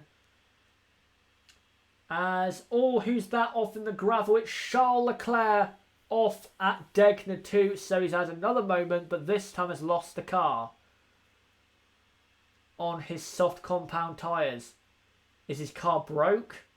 I think his car is broke because he's touring very slowly and needs to retire the car, and he does. So Charles Leclerc out of the Japanese Grand Prix. Verstappen is about 1.8 behind Bottas, by the way, for the 400 people watching live. By the way, just to say again, just amazing for you guys to come along in such numbers to this stream. I can't believe in such an early part of the day here in the UK and Europe, it's 20 past 7 in the morning. I can't believe so many of you have come along for this stream. So thank you guys for coming along. And again, if you're new, don't forget to subscribe for more content like this. We do this every race weekend. And as well, guys, as Leclerc, they're showing a replay of him going off. Maybe he got an issue through the gravel. I'm not too sure. Yeah, don't forget to subscribe because we do this every race weekend. Like this video. Comment down below what you thought of this video and what you thought of the Japanese Grand Prix. And don't forget as well, guys, to subscribe. Either do it on the bottom right of the screen. You can do it there. Click on my channel name to go to my channel page. Or there is a link to my channel page in the description down below.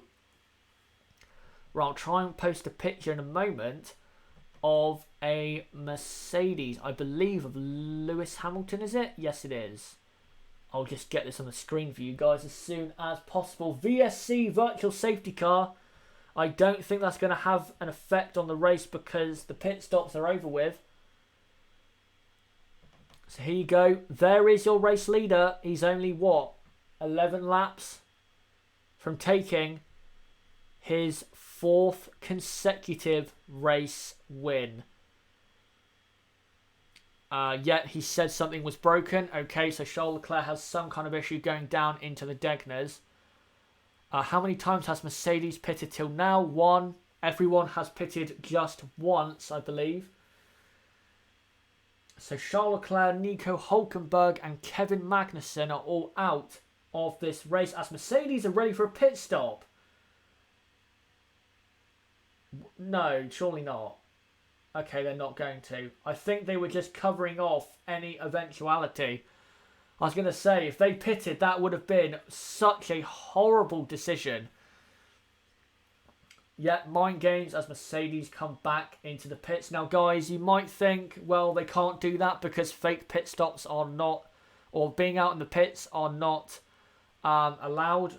If you expect and think your car is going to come in, you are allowed to be in the pit box for the pit stop, but only for a certain amount of time until you can go back in to your garage. Greetings to Jonathan. Says, greetings from Brazil. Great to see you. Hopefully you're enjoying the Japanese Grand Prix. As Max Verstappen is a second behind Bottas now. Game on for P2. Mercedes does that so often. That's from James Eric. Yeah, I guess they do tend, though, I've seen them a couple times, mess up the virtual safety car. Of course, Austria this year and Monaco 2015, I think it was. Or was that a safety car? I can't remember, but they messed that up. As Bottas is now pulling away from Verstappen for second, as now Bottas will catch a McLaren, I believe, of Fernando Alonso to lap him. Ben McCarthy, even if Max hasn't served his penalty, he's over 5 seconds ahead of Ricciardo. He is. I believe, though, he has. Thanks for Jason for confirming that, if that is actually true.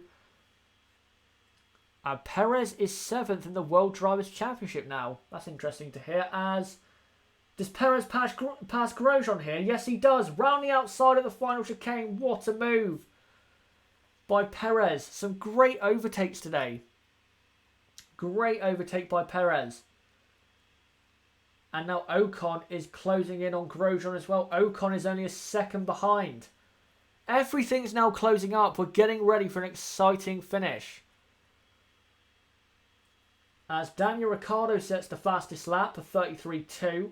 Oh, big lock up for Bottas going into the hairpin, and now Verstappen should be let through by Alonso. He is. That's not what Bottas needed. That's not what he needed. As Verstappen now will hunt his prey. Right, I'll try and post a picture if I can of what is going on right now. The problem here, though, for Max is that he doesn't have the straight line speed, of course, going through 130R into the final chicane. But he does have the speed in the first sector and the first half of the second sector.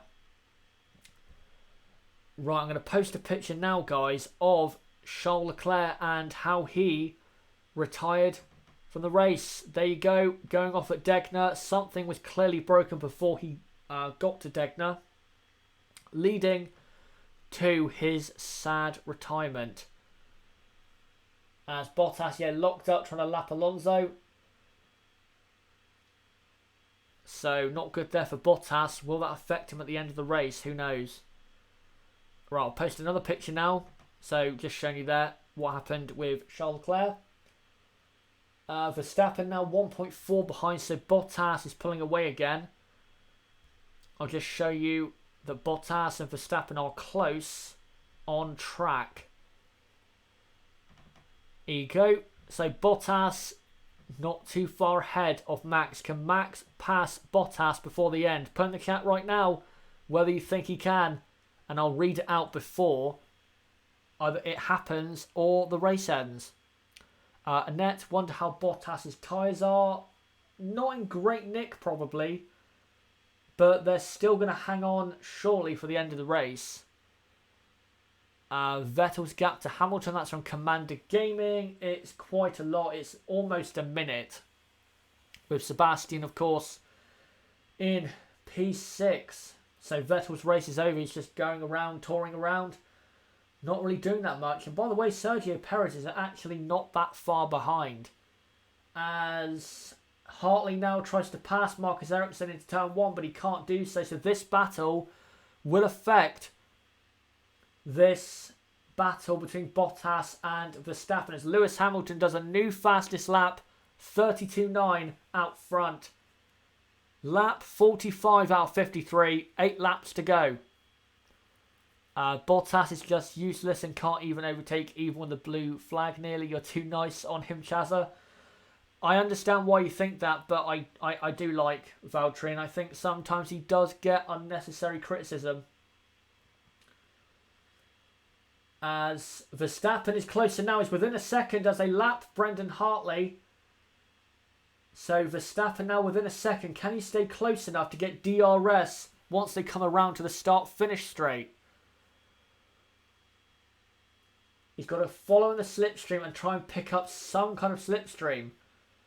And he needs to hope he doesn't get held up by the Sauber, I believe, of Marcus Ericsson. Verstappen is close enough. Maybe not for a move, but he's close enough for DRS. Hopefully Ericsson here just lets both of them through. Surely, come on Marcus, please let them both through. He could have been a bit kinder to Max, but I guess that's the way it is. But Max is definitely close enough for DRS. And he will get it right now. So, 7 laps to go, DRS enabled. Max is on the prowl. Noah, he has a high enough point advantage over Vettel. I'm guessing you're talking about if Hamilton should let Bottas through. There's no point right now because Bottas is under pressure from Verstappen. So you don't want Verstappen winning the race when trying to swap positions. There's no way that's going to happen now. Ben and Aaron, you are a great commentator. Go and take over from Crofty. Thanks for that, mate. Appreciate it. Hopefully I've kept you guys entertained. I'll try my best. I'm not a professional commentator, but I try my best. Would you take an easily given win? Classless. if you want to win a race, you want to win it in style, absolutely. As is Max now falling behind Bottas? Yeah, he is. Again, I think. Oh no, is this Ricciardo? Is that Ricciardo? I don't know. So here's Bottas, Verstappen behind. So Verstappen is now without DRS. Bottas 1.6 ahead of Max with 6 laps to go in the Japanese Grand Prix. I know he only has a 3-point difference from Kimi. Bottas will extend that to 11 points, I believe. So Bottas is cementing P3. Niblo, Ricciardo suffering from a lack of grip. Yeah, it does seem that way. He pushed so hard at the start. I think he's kind of settling in for the end of this race, finishing in P4. Gap to Daniel. From Verstappen to Ricciardo, it's 6 seconds. I think Bottas here, guys, is going to hold on to P2. He has enough speed. John, Mark has enough speed. They can play with Red Bull. Yeah, I agree. Botty Gamer, you're the best English-speaking commentator I know, mate. At the very least, much better than DeResta. Thanks for that. Appreciate it. Commander Gaming, who knows? Leclerc might be battling with Hamilton in next year's title race. It's a possibility, but of course, who knows what could happen. As now, Esteban Ocon is right on the back of Romain Grosjean for P8. Grosjean is struggling with tyre wear. This is the issue Haas have. Tyre wear issues.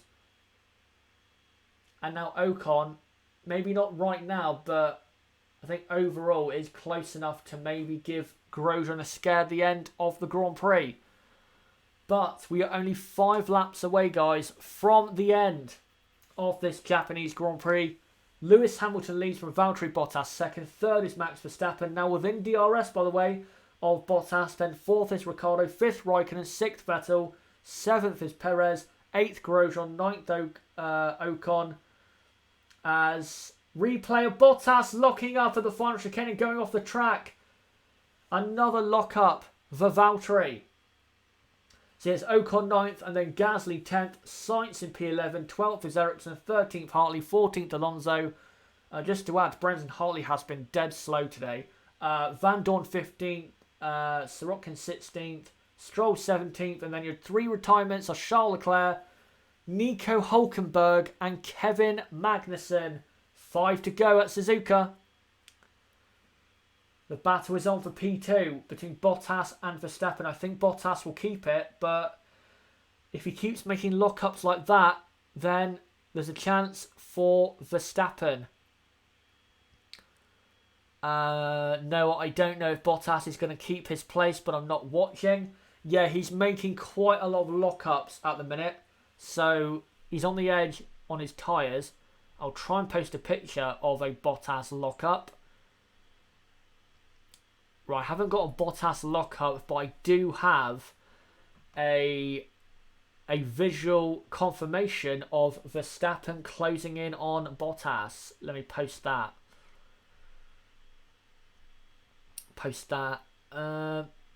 Hold on, give me a minute, guys. As Bottas now pulls out 1.8 ahead, Max Verstappen. So Max just cannot consistently stay close enough to Bottas. Quite disappointing, but I guess the dirty air is affecting Max. Here you go. This was a couple laps ago. Valtteri Bottas, Max Verstappen, still close. Even though Bottas is pulling away right now, it's still close enough for Bottas to have some concerns.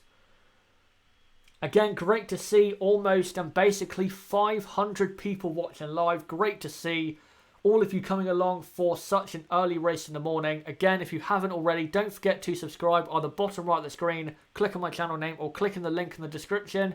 that goes to my channel page. We do this every race weekend, by the way, guys. So don't worry, we've got you covered for every race weekend. And as well, like this video and comment down below what you thought of this video and what you thought of this race, as we have 3 laps to go. Hamilton leads, Bottas second, Verstappen third, and Bottas is now 2.3 ahead. John, every lockup is frustrating to Max because Bottas just pulls away. He's not close enough to capitalise on Bottas's lockups.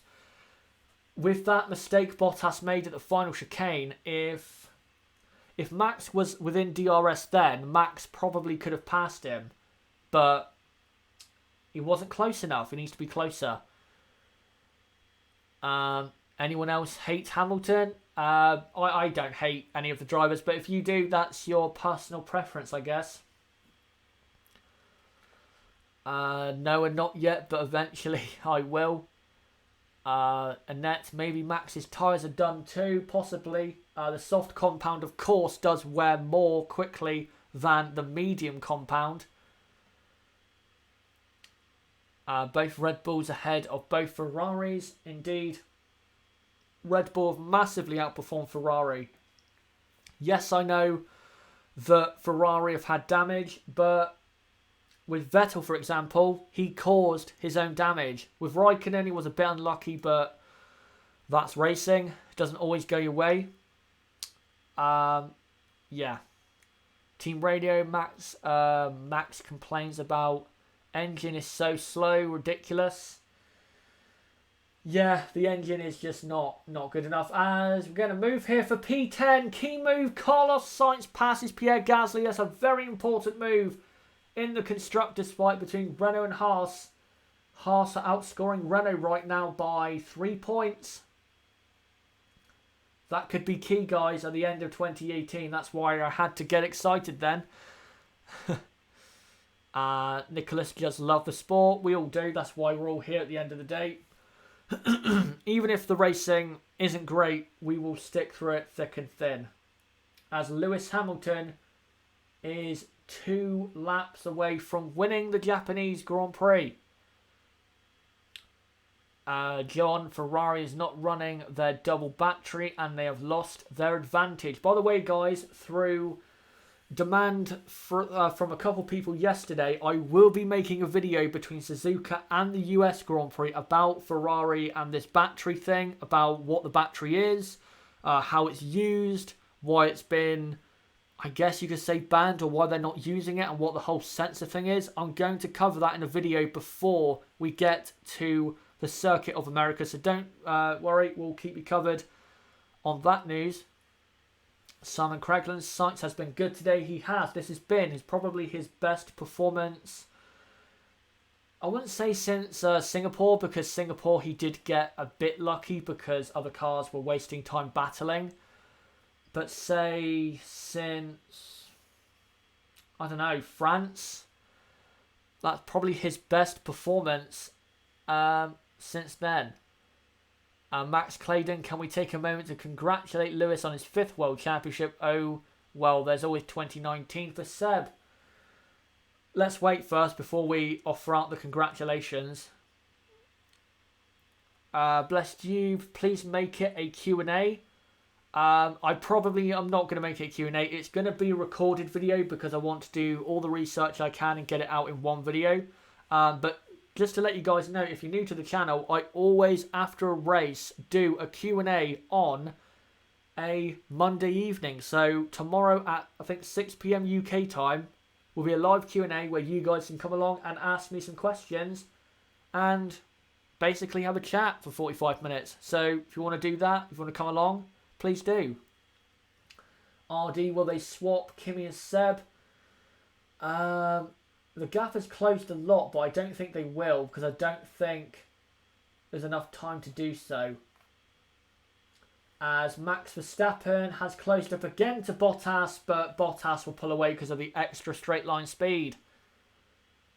As Lewis Hamilton is about to start the final lap of the Japanese Grand Prix. And now he does, so we are on the final lap here at Suzuka. Hamilton is about to take his 4th consecutive win in 2018. Simon Cragland. Sainz has been better than Hulkenberg since the summer break. You know what? Yeah, I'd agree with that because at the Italian Grand Prix, Sainz was good there as well, wasn't he? But Verstappen is close to Bottas, but not close enough to make a move. Hamilton is cruising to victory. Verstappen trying everything he can to close up to Bottas, but I don't think he has enough speed as he's now dropping back. Easy drive for Hamilton. That's him, John. Yep, absolutely. Thanks for doing the covering of the race, man. No problem. Thanks, Nicholas. Hopefully you have subscribed. Because again, every race weekend, we do this. Noah, go away, Verstappen. I think he's a Bottas fan, given what he's said. Has there been any serious crash since the start? Not a serious crash, but there has been some accidents. So here we go. Lewis Hamilton, I believe now. Here he comes. Lewis Hamilton through the final chicane. Wins the 2018 Japanese Grand Prix and now will extend his gap in the World Championship to 67 points, I believe. I might be wrong, it might be 68, but I think it's 67. Valtteri Bottas holds off Max Verstappen for P2. Max Verstappen will finish in third. Daniel Ricciardo finishes fourth. Raikkonen fifth. Vettel is sixth, I believe, unless they let Vettel through on the last lap. Perez will be P7. P8 Grosjean. P9 Ocon. 10th is Carlos Sainz. 11th is Pierre Gasly. 12th is Ericsson. 13th Hartley. 14th Alonso. 15th Van Dorn. 16th is Sirotkin. 17th is Stroll. And then your retirements, Charles Leclerc, Nico Hulkenberg, and Kevin Magnussen. There you go, guys. Suzuka is in the books for 2018. No problem. Annette, pleasure to do this as usual. She, I think it's a she, said thank you so much, Chazza. Yeah, no problem. No problem at all. 66 points, Ben and Aaron says. As Vettel now crosses the line, I think it's 67. Thanks to Noah for the kind words. Thanks to Jason. Again, if you're new and you haven't subscribed, please do, bottom right of the screen, or click on my channel name to go and subscribe. As Hamilton cruises around on his in-lap to the pits. Yep, I saw that Vettel did the fastest lap at the end there. By the way, guys, just to let you guys know, I will be coming off in a couple minutes. And then at 8:30 AM, so in about 45 minutes time, I will go live again for the race reaction for this race for about an hour. So you guys, if you tuned in for this, come along for that as well, so we can all react to what happened and discuss the incidents and people's races, who was good, who was bad, and as well, who your driver of the day is. Here it is, your result. Hamilton wins, Bottas second, Verstappen third. That's exactly what I predicted, so I got it absolutely correct here at Suzuka. I think that's 2 races in a row now, or 3 races in a row I've got it correct in the race. So, you know what, I'm actually doing well with my predictions. See you to, goodbye to Noah, Annette, Hamilton driver of the day, according to Ben and Aaron. Cheers to Legion. Cheers to someone else that I just missed his name, but he's commented a lot. Cheers to you too. Thanks to Nicholas for subscribing. Thanks for you coming along. Thanks to Master Blaster. As Niblo said, if you have subscribed, thank you so much. We hit 1100 before we came onto this stream. I believe we are now smashing our way towards 1200. I have to check once this stream ends. But Hamilton now comes in to celebrate with his team. And yep, as Niblo says again, and thanks to everyone who tuned in. At one point we had almost 550 people watching live I cannot thank you guys enough. Again, at this time in the morning, considering that most F1 fans are, no disrespect, in Europe, that's great. That is really great. I can hear your PC ramping up. Yep, it does need a slight break until the race reaction. It's been going, well, this stream's been going for 2 hours and 40 minutes. So, yeah, I think I need a slight break as well for my throat because I have been talking non-stop for almost 3 hours. Official Cowie Cube says Hamilton deserved this win. I believe that's what he's saying. And Noah representing USA 2:45 AM vibes. Again, great to people in the US. Thank you guys in North America and South America as Hamilton celebrates with his team. Thank you guys for coming along as well. It's a bit harder for you guys because as the race ends, it's the middle of the night. So again, thank you to everyone in the States, in South America, in Canada, wherever you are in the world. Thank you so much. As Lewis Hamilton takes the victory. But guys, I think now I am going to come off of this stream. It's been a pleasure. What a stream it's been. Thank you so much for the viewership. And if you have subscribed, thank you so much as we continue to grow this wonderful community. And if you haven't subscribed, again, bottom right, click subscribe if you haven't already, as every race weekend we do this. Qualifying watch-alongs, race watch-alongs, previews, reviews, all of that stuff. We have got you covered here on Chazza HD F1. So again, don't forget to subscribe, bottom right of the screen, or click on my channel name to do so and hit the notifications bell.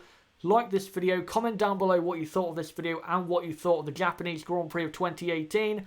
Don't forget to join our Discord server. Hopefully, Nib, in the last couple of minutes, you can just post a link there for people at the last minute to join.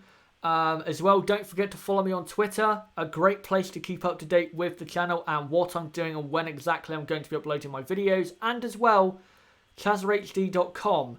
In the description, there's a link there. That's another great way to keep up to date with the channel and the content that is coming out over the last remaining races of 2018 into the winter. Again, thank you guys so much. Come back at 8:30 AM and we'll go through it all again and look at what happened in the race, look at the incidents, who did well, who did not do well, and who is the driver of the day. I'll see you all, hopefully, in about 45 minutes' time. Thank you guys so much. I'll see you very soon.